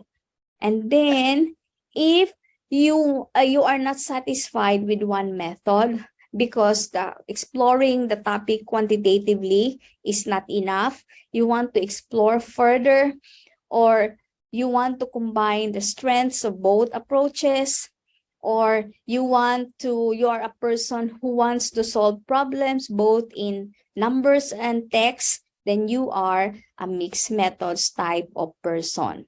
So that's how to choose your research design. Okay, so you have now your topic, and then you have chosen now your research design. So here's another factor to consider, which is your audience. Okay, will your audience accept your research? Sometimes the challenge for MMR is to get IRB approval, or how are you going to defend it to your research committee? Because, for example, you are using MMR and then in sequence. So you start with a quantitative, but in this approach, you cannot continue to the qualitative part if you have not completed the first phase. So the panel would usually, your research committee will always ask you what's in the second stage. So in order to get approval from your panel, so you tell them, you explain your method, you explain your design, that in this design, I cannot proceed to the next phase without completing the first phase. And then just give commitment that you are going to go back to them to explain what will happen to the qualitative phase when the quantitative phase is completed. So that's how I did. I obtained my approval when I used MMR as my dissertation research design.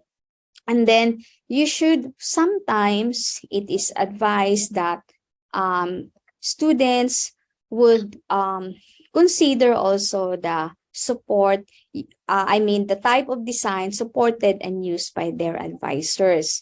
Because if you use a design, for example, you want to do phenomenology, and your research advisor is trained quantitatively.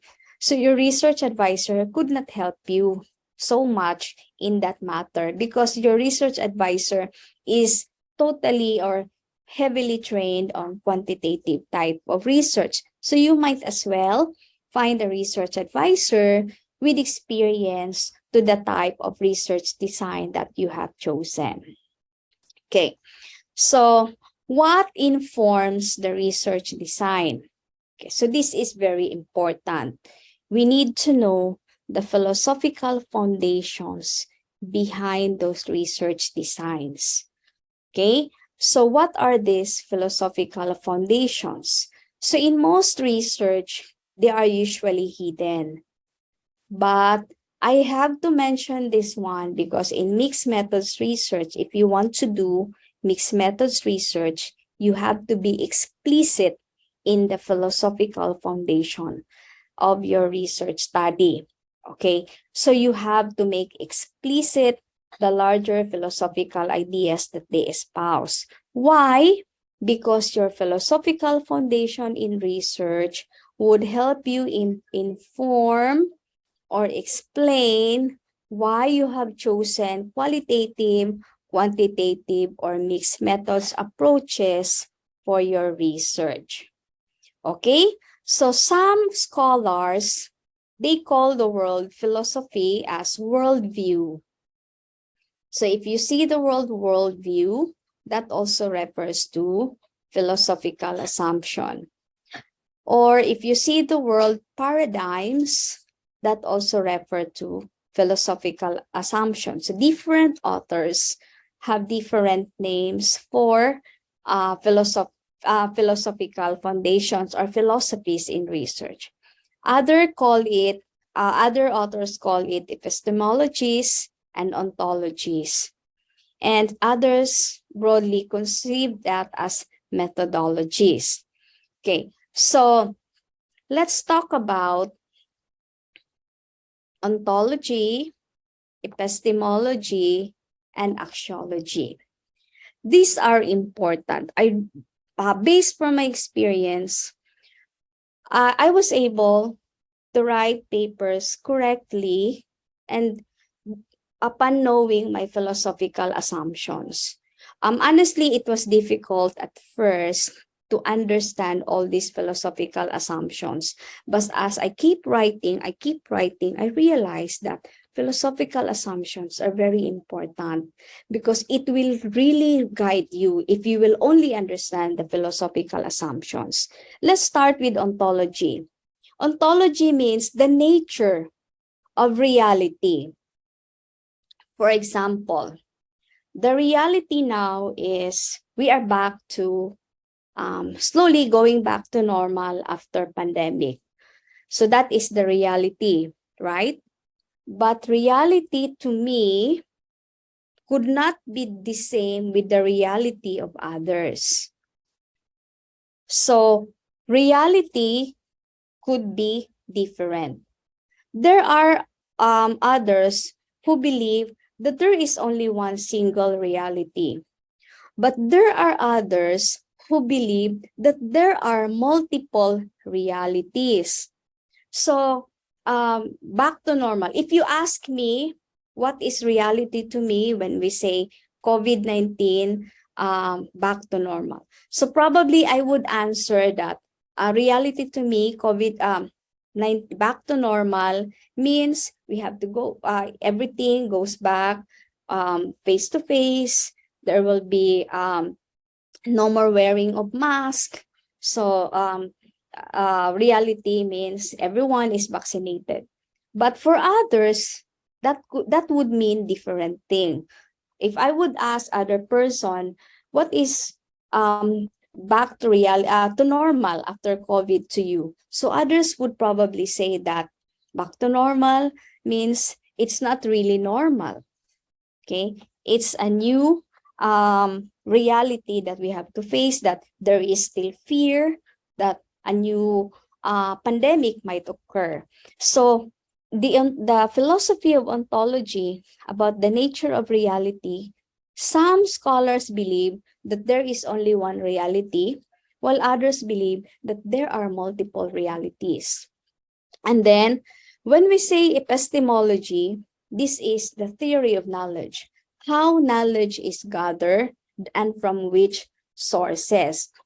So if you are a person who believes that the nature of reality is absolute, there is only one reality, then you are a quantitative type of person.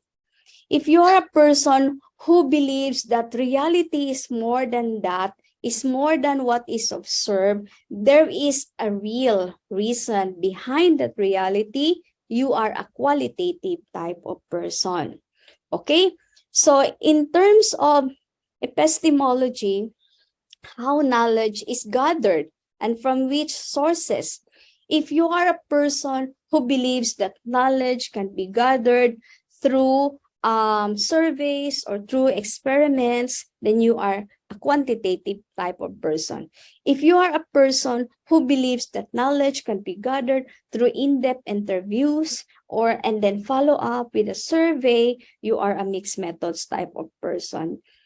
Okay, so then how are we going to apply axiology? These are the ethical issues. So in our research proposal, we should be explicit as well. How are we going to deal with ethical issues? And apart from that, when the research paper is completed, what are the implications when it comes to the values that the researcher espouse? What are the valuable implications that your research paper could contribute? So these philosophies plus your methodology, which is the process of your data collection and data analysis, equals the research paradigm. So the research paradigms could be divided in, research paradigms examples are post-positivism, constructivism, advocacy, participatory, and pragmatism. So we will just discuss these four, although there are still other philosophies or research paradigms like critical realism or dialectic pluralism. So we will just discuss these four for now. Okay, then you will learn the others later as you keep reading. Okay, so this is the framework for design, how the worldview or the philosophies, strategies of inquiry, and research methods are connected.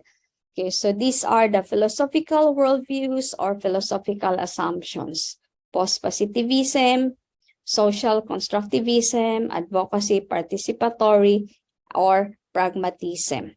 So these worldviews will inform your selected strategies of inquiry.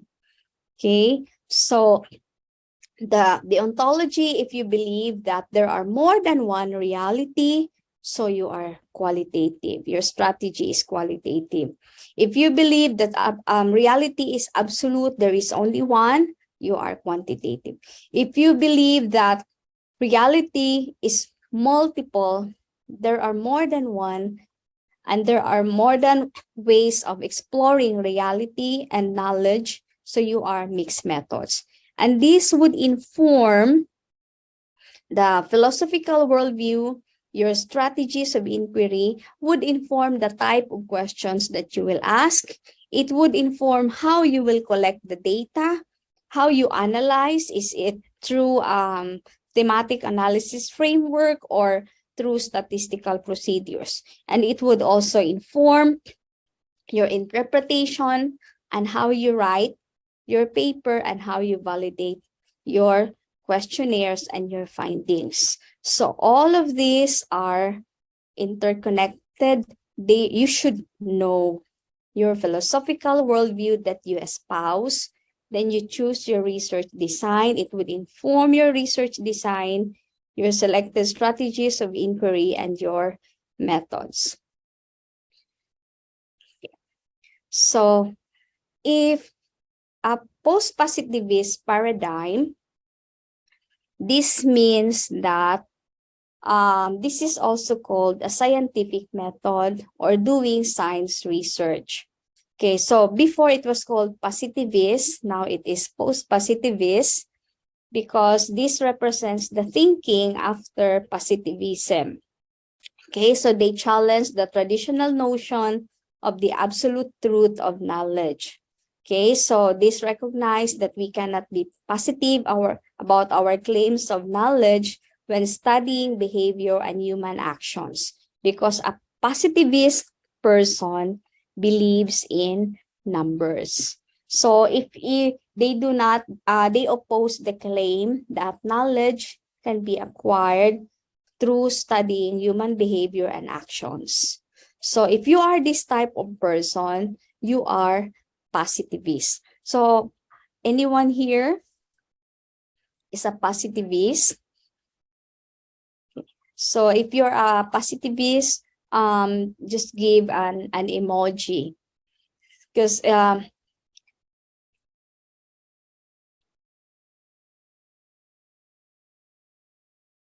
okay, oh, I see an emoji.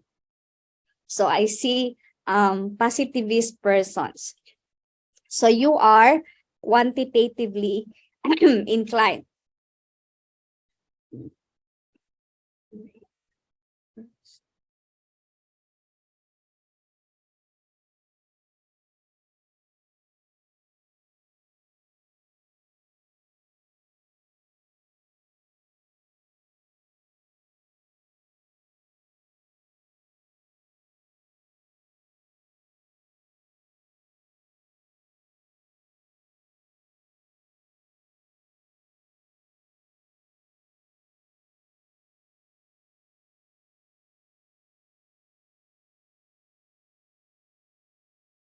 Okay, sorry about that, because my daughter is playing with her iPad and I heard the sound, so I got distracted. Okay, so someone said they were just positive in the in the COVID. Okay, so yeah, I was also positive last, when was that? January 2023. So we were traveling, so I was left, and I had New Year alone. I was confined in a quarantine hotel. So if you're a positivist person, you believe that problems can be resolved and knowledge can be acquired through numbers, then you are quantitatively inclined. While those social constructivists, or this is also called interpretivism, so this is usually seen in qualitative type of research. Okay, so social constructivist believes that we have to understand the world by means of the shared meanings provided by the people who experience phenomena. So those people who experience phenomena, they share their experiences through the social constructs that they have created. It could be through language, it could be through body language, it could be through pictures, it could be through observations, it could be through illustrations. Okay, so that's how social constructivist people see reality, and they believe that there are multiple, they are varied, and they consider that those constructs created or shared by those people who experience the actual phenomena are source for acquiring knowledge. So if are you this type of person, are you social constructivist, then you are a qualitative type of person. Okay. Next is advocacy participatory. So this type of research studies, these are intended for research topics that are with the aim that they are going to bring about change to those that are marginalized, or to those that are disadvantaged in the society. Okay, so this type of research can be a foundation for a quantitative type of research, but mostly advocacy participatory research, there are also done qualitatively. Okay, and then pragmatism. So if you believe that there are multiple realities, and then you can explore a problem using both numbers and text, then you are a mixed methods researcher. So you are pluralistic in your approach in finding knowledge. So which one are you? Are you a positivist? Are you a social constructivist? Are you an advocacy participatory, or this is also called critical emancipatory type of research, or are you a pragmatist? So assess yourself. So you need to identify what is your philosophical assumption, because it would definitely guide you in your choice of research design, in your choice of research strategy or strategy of inquiry, and in how you collect and analyze your data. Okay, let's do a little exercise. So type your answer in the chat box. For positivists or post-positivists, what is the ontology or the nature of reality? If you are a positivist or post-positivist person, what is your nature of reality? Is it absolute, only one, or multiple? Okay, so I see responses. Okay, so a positivist believe that the nature of reality is single or only one or absolute. Okay.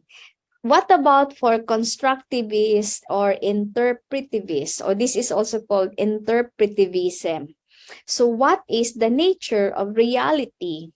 If you are a social constructivist or an interpretivist type of researcher. Okay, so you believe that you are, I see pluralized. Yes, that's also correct. So that they believe that there are multiple realities. What about for transformative and participatory? What is their ontology? Or if you are transformative, or the philosophy that you espouse is more on participatory or critical emancipatory. So you also believe that reality is also multiple or varied. What about pragmatist? I saw someone answered, I am more of a pragmatist. So now you realize that you are more on a pragmatist person. You are pluralist. So if you are pragmatic, so you believe, because you will combine, you believe that others believe that there is a single reality, and you also believe that there are multiple realities. You are open to both. Okay, what about the epistemology? This is how they collect knowledge. So if you are a positivist person, how are you going to collect your knowledge if you believe that there is a single reality? So what is your type of collection? Okay, so I see a response. Okay, so that's nice. You believe that truths and human processes are universal and knowable. So you believe in scientific method, you believe more on a process. Okay, that is right. So I'm so happy for your responses. So if you are a constructivist type of person, so the positivists, they are absolutists. Okay, so truths and human processes are universal and knowable. So if you are a constructivist type of person, you are relativist.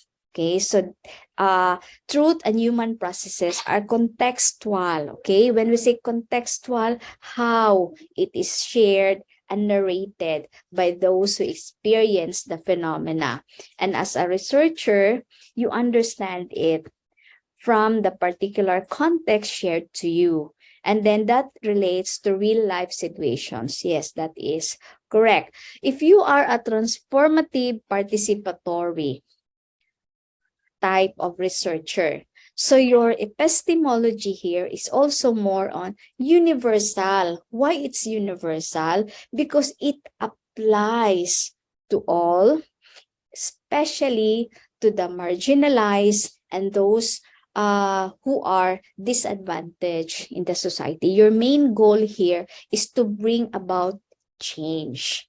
Okay? If you are a pragmatic person, okay, or yes, unitary, truth also here is universal because you explore both approaches. You understand how it is delivered to you through the context shared by the participants, and then also you believe that you do not disregard the idea that numbers and words can be mixed together. So what about the relationship of between the researcher and participant? So you choose between distant or close. Okay, so if you are a positivist person, so you do surveys, you do experiments. So what is your relationship to your participant? Is it close or distant? Okay, so yes, the relationship is distant because you just give the survey, you email it, you email the Google form, then they answer. That's it. But for a constructivist, the relationship is yes, close, because you go to them, you ask them questions, and the interviews should not be less than 60 minutes. Okay, when you conduct an interview, it should not be less than 60 minutes. What information would you gather for a 10-minute or 20-minute interview? It should not be less than 60. Okay, and then for transformative participatory, what is the relationship? Okay, yes, it is close or collaborative because your participants will you become part of them. Okay, and you let them participate in your study. Okay, and for the pragmatist, what is the relationship? Yes, it is all distant, close, collaborative. Okay, because why collaborative is there? Because mixed methods research can be transformative within the anchored on transformative paradigm within a transformative theoretical lens, or collaborative or immersive. So what are the research process and types of data collected? For positivists, what type of data are you collecting? Based on your experience as a positivist. Okay, so what type of data? What's your process? If you collect numeric data, so what's your process? You collect quantitative data, close-ended, you use close-ended questionnaires. Yes, mostly quantitative ang positivist, experimental, or survey. But constructivist, the type of data that you will collect, this is mostly like there is multiple realities, you do interviews, mostly qualitative. Okay, but you do interviews, you do observations, you do apart from, there are now, if you read about interviews, there are already different types of interviews. You do phenomenological interviews. There are also so-called ladderized interviews.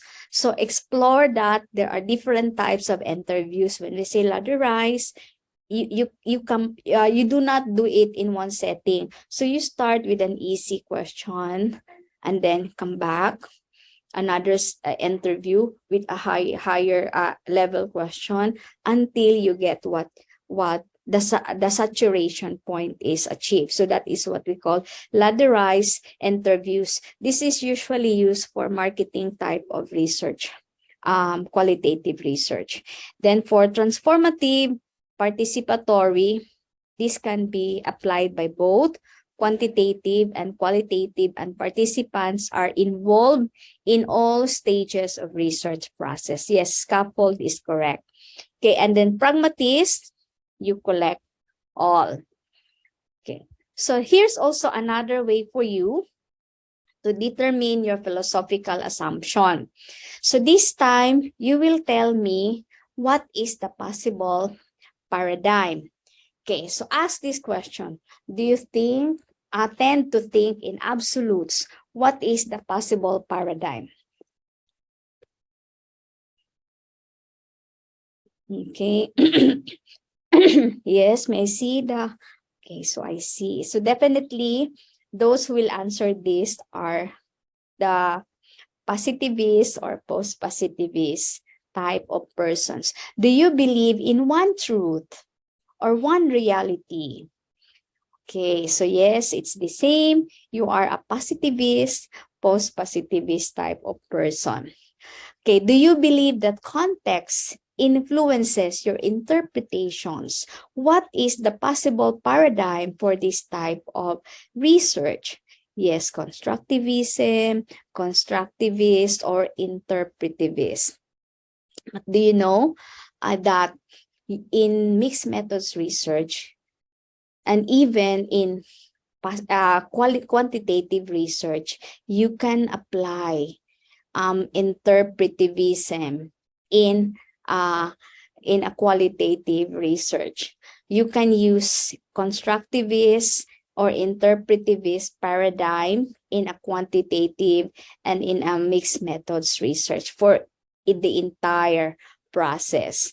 So that's something you can read. How are you going to frame your quantitative data procedure in the interpretivist paradigm? So you can actually do that. So you in collecting data, so you apply the strategies used in that the interpretivist paradigm apply in collecting positivist type of data. Okay, do you believe in multiple interpretations of a situation? What is your paradigm? Okay, so most probably you are, yes, you are a constructivist, interpretivist, and also transformative, participatory, or critical. Do you like to be engaged with the community? Or are you the type of person? Because there are really persons who are like that. They want to give voice to those who are unheard. They want to be involved in the social issues because the society is my concern. So if you are this type of person, you are transformative, participatory. Or are you flexible in terms of approaches to solve a problem? So yes, you are pragmatic. Okay, pragmatism. Okay, or do you believe that a problem can be solved using both numbers and text? So what is the possible paradigm? So I hope by answering these questions, now you identify your the philosophical assumption that you espouse as a researcher. Do you like to create change? Are you the type of person that you like to create change? Yes, transformative, participatory, or critical. So these are very important. In your choice of topic, your philosophies that you espouse would help you. In your choice of research design, this would help you. In your choice of data collection, data analysis, your methodology, your philosophy will help you. Okay? So that's the importance of philosophical assumptions before writing your research proposal, because revealing that will help you determine why you choose that type of method. Okay, so why are you using this type of data analysis, data collection, or data interpretation? So this is another table that summarizes the different approaches, approaches or research methods and philosophical assumptions that they espouse and what are the strategies. So someone has discovered that she is more of a pluralist or pragmatic. So you do mixed methods research, or even if you're a transformative type of person, you can still do mixed methods research. Okay, so how are we going to apply?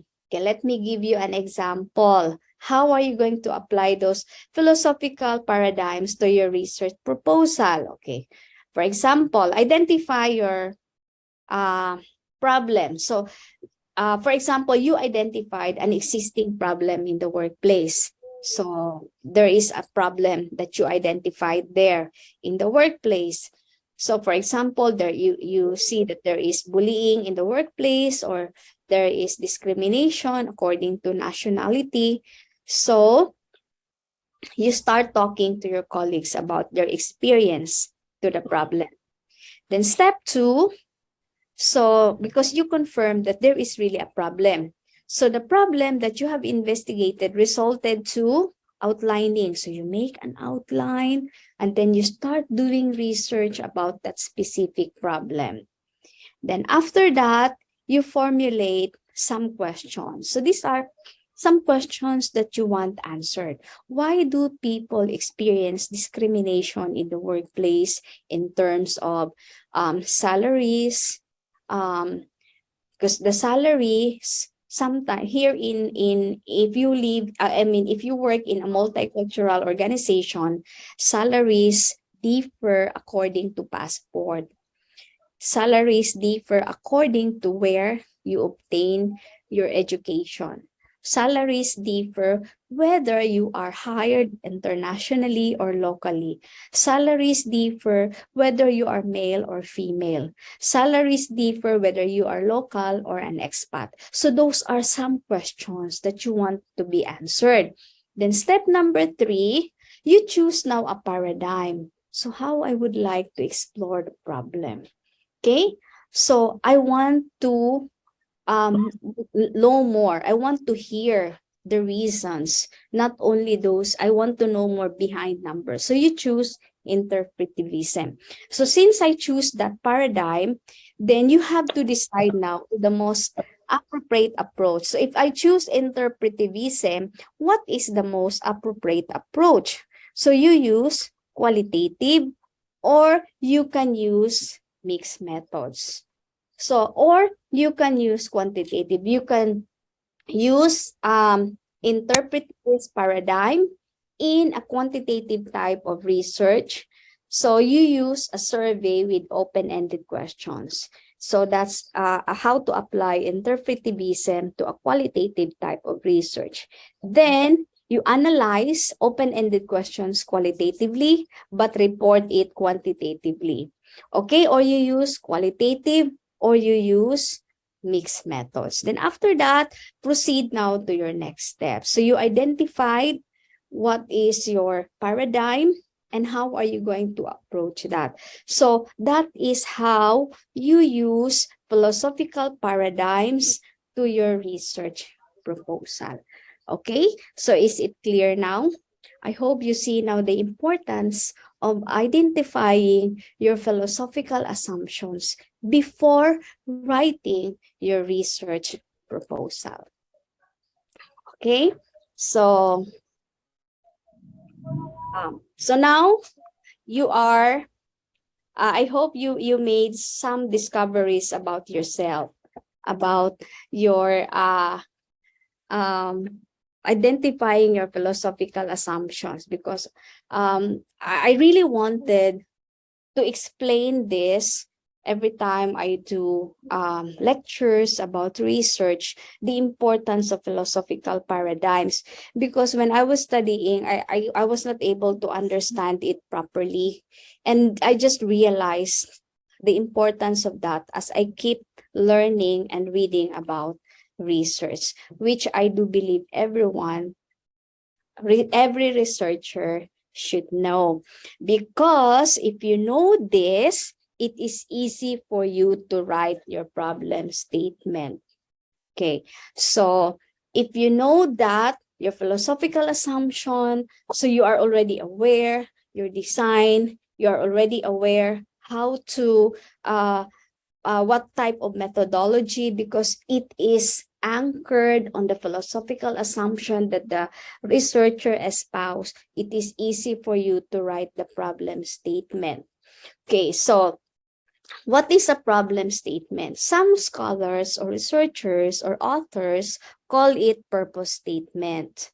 Okay, so this indicates why you want to do the study, at what you intend to accomplish. Okay, so this conveys the overall intent of a proposed study. It could be in a sentence or several sentences or in a paragraph.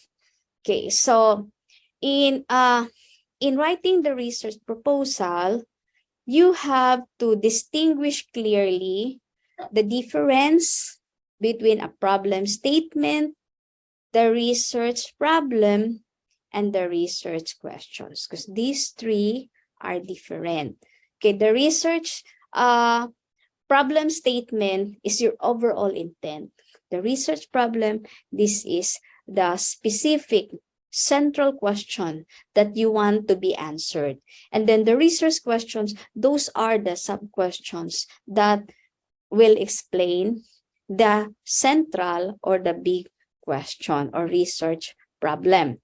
Okay, so the problem statement is different from each design. Okay, so it sets forth the intent, it's not the problem. Okay, the purpose is not also the research questions, because those research questions are the questions that would be answered by data collection. Okay, the problem statement sets the objectives, the intent, or the major idea of a proposal of a study. Okay, this idea builds on a need, why there is a need to study this topic. Okay, so it is very important that you will be able to articulate your problem statement at the very beginning of your proposal. Okay, and then remember, every design has a different way of writing a problem statement. Although it is a problem statement, but there is a different way of writing a quantitative problem statement, a qualitative problem statement, and a mixed methods problem statement, which is very complicated because there are so many designs. Okay, let's start with the qualitative purpose statement or a problem statement. So for qualitative purpose statement or problem statement, so the information that you will include there should be the central phenomenon to be explored in the study, because there are no variables in a qualitative study. That's why it is called exploratory, because you begin with the central phenomenon that you want to investigate. And then it will convey an emerging design, and the words that you are going to use in a qualitative problem statement should use the language of qualitative inquiry. Okay, so what are those language? So you follow these basic design features when you write your qualitative problem statement. Okay, so use the words purpose, intent, or objective to signal attention to the statement controlling the idea. Okay, for example, you say the purpose or the intent of this study, you use was or is if it's done, or will be for proposal, future tense for proposal. And then focus on a single phenomenon or a concept. Then you narrow the study to one idea to be explored. So the focus is that the purpose does not convey relating two or more variables. In qualitative, there are no variables, you do not use the word variables or relationship of variables. So for example,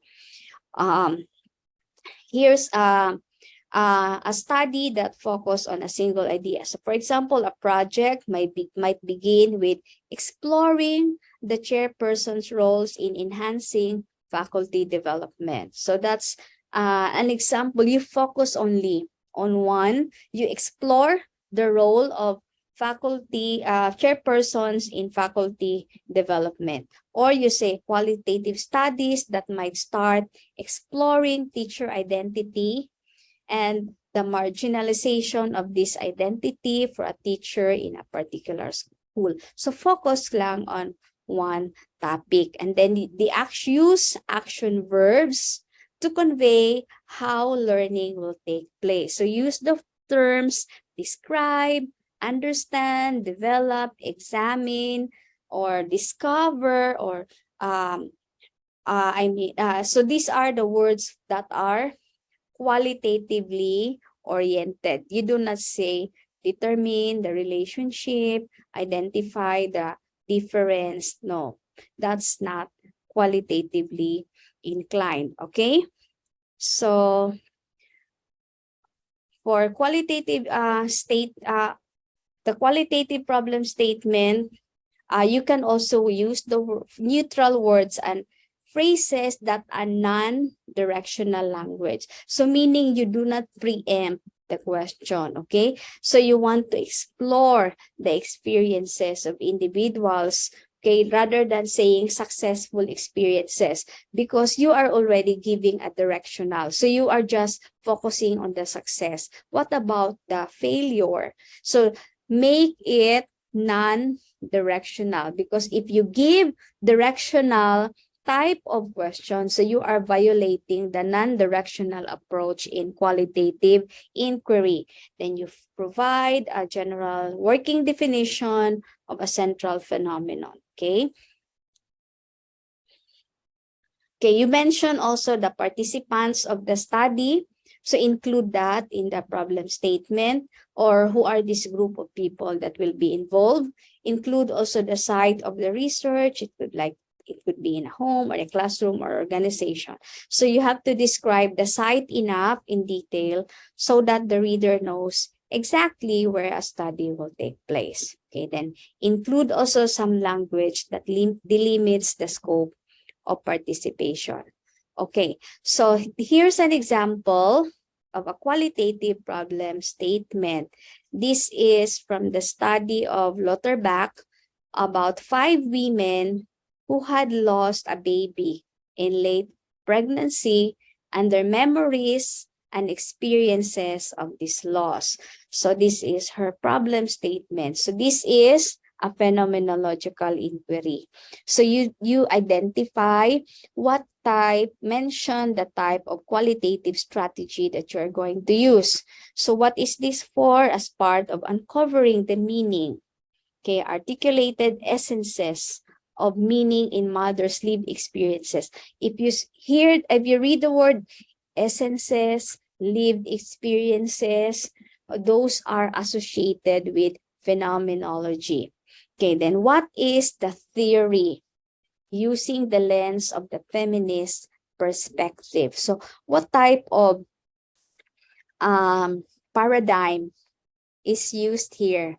This is feminist perspective, focus on mothers' memories and their living through experience.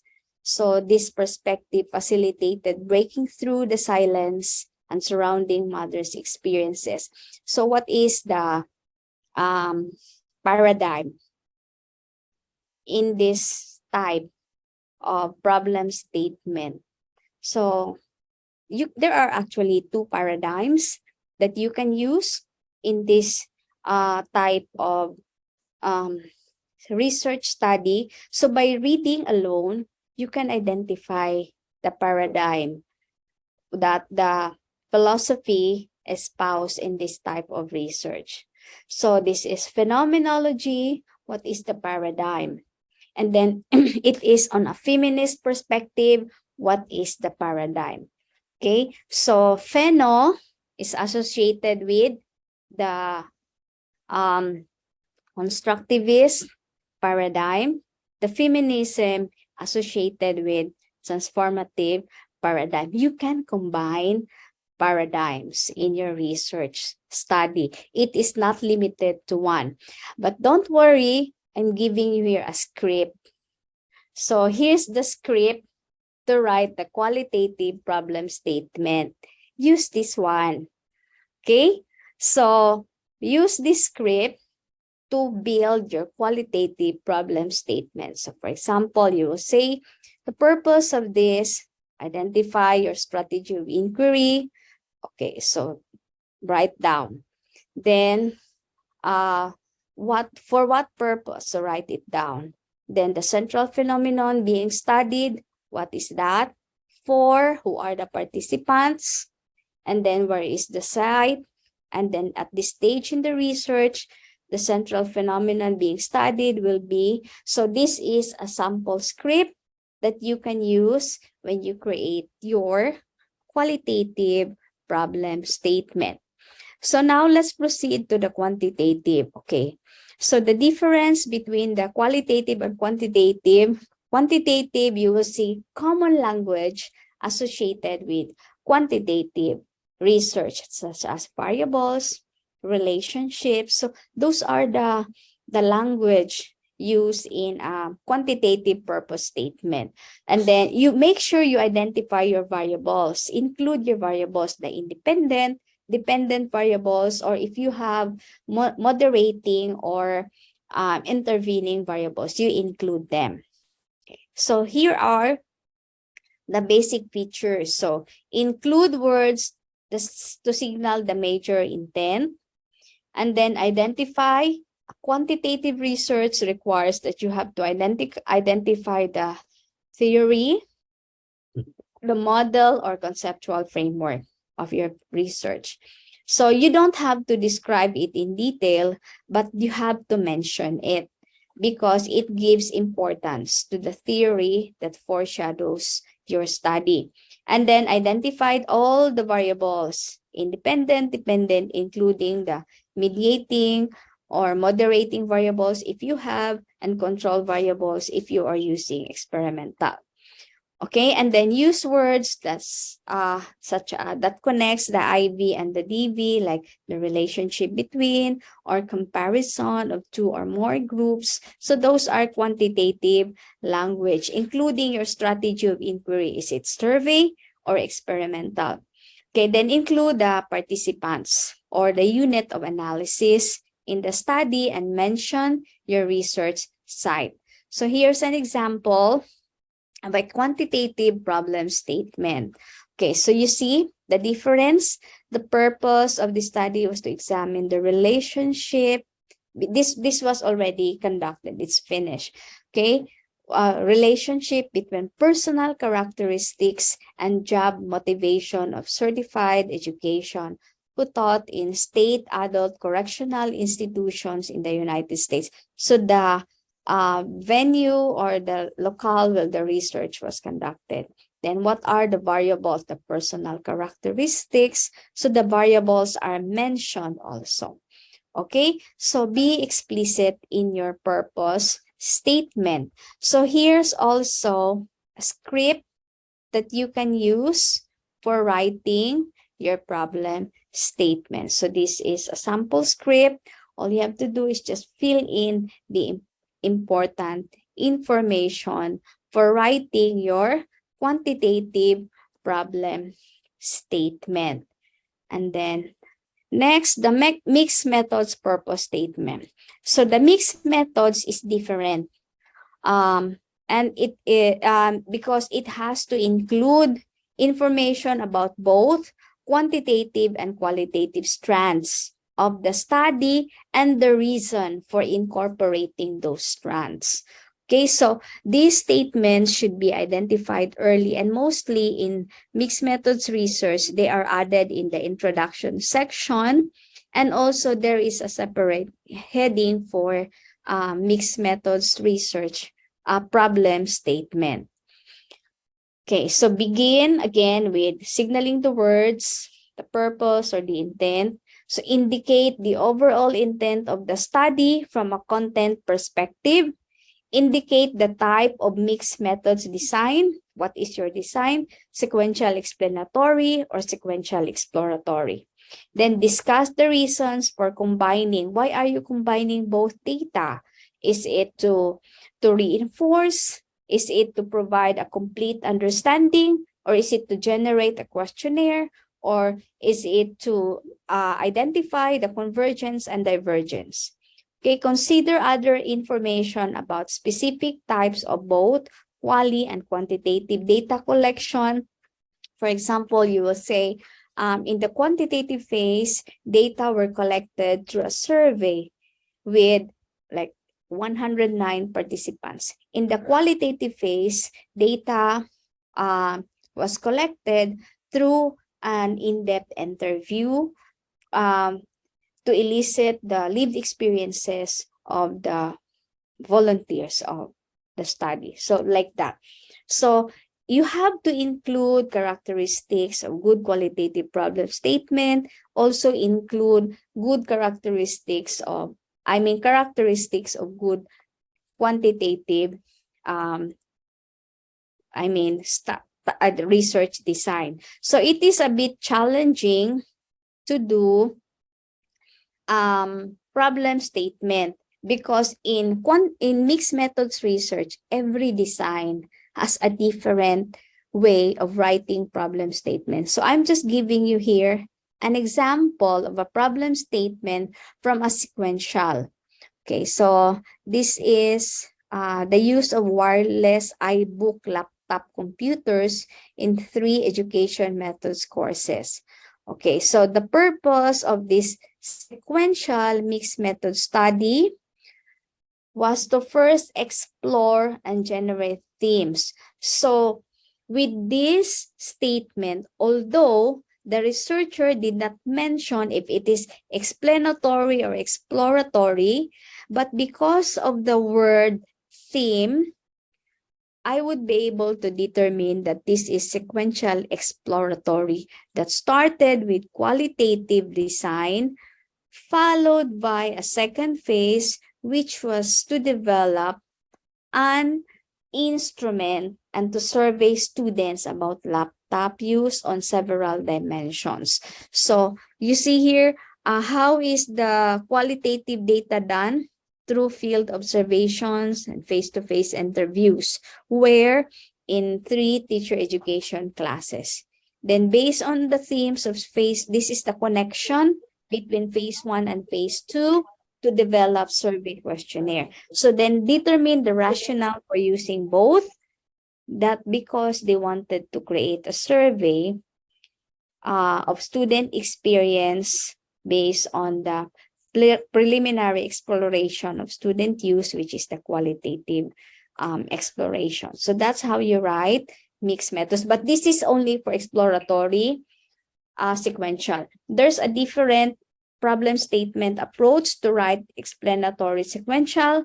There's a different approach to write concurrent, transformative, nested, multi-case studies, and case studies type of mixed methods research. So I just gave you here one example. And this is the script for writing mixed methods problem statement for sequential mixed methods design. Just change the sequential by identifying if it's explanatory or exploratory. Okay, so if you want to do mixed methods research, so you read first about the design, because it's not like the traditional research that we usually do. It has its own process and procedures. Okay, so I hope that these scripts could guide you in writing your problem statement. So I hope you will not experience proposal writing and anxiety, right? So I hope you will not experience this one, but this is normal, but it can be avoided. So here are some general tips. So always establish a writing schedule, okay? So you will write a lot, Okay, so remember, you have to start with initial draft. So keep a notebook with you. I really have a notebook. I still keep all my notebooks when I wrote my proposal. I have a notebook for different proposals that I wrote. So, and then I always go back to my notes every time I write a new research. So I'm still old school. And then sometimes there's an idea that would come into your mind. Sometimes kahit natutulog ka na, magigising ka kasi oo, this is nice. Then you have naman your cell phone, you record. Kasi if sometimes you cannot find a pen, so write it down because you will forget. Or if you're talking to your advisor will just keep on talking. So be ready to record because they will not repeat. I experienced that. They will not repeat, so I always ask permission that I will record every time I meet my advisor or my statistician so that I can always go back. Okay? So remember, the proposal is not a negotiated document. Be prepared to draft, redraft many times, and then resubmit. Okay, do not feel bad if there will be comments from your advisor or if your advisor will ask you to rewrite. Remember, writing is a journey. Okay, it is a journey between the advisee and the advisor, and it is a social activity. So connect with your advisor, connect with your mentors, connect with your colleagues. Okay, so at this point, I wish you the best in your proposal writing, and I hope you will do mixed methods research. Okay, so thank you so much, everyone. And if you have any questions, then you can just type it in the chat box or express it by unmuting yourself. Thank you so much for your time. Thank you very much, Doc Aimee. Let's give Doc Aimee a virtual clap.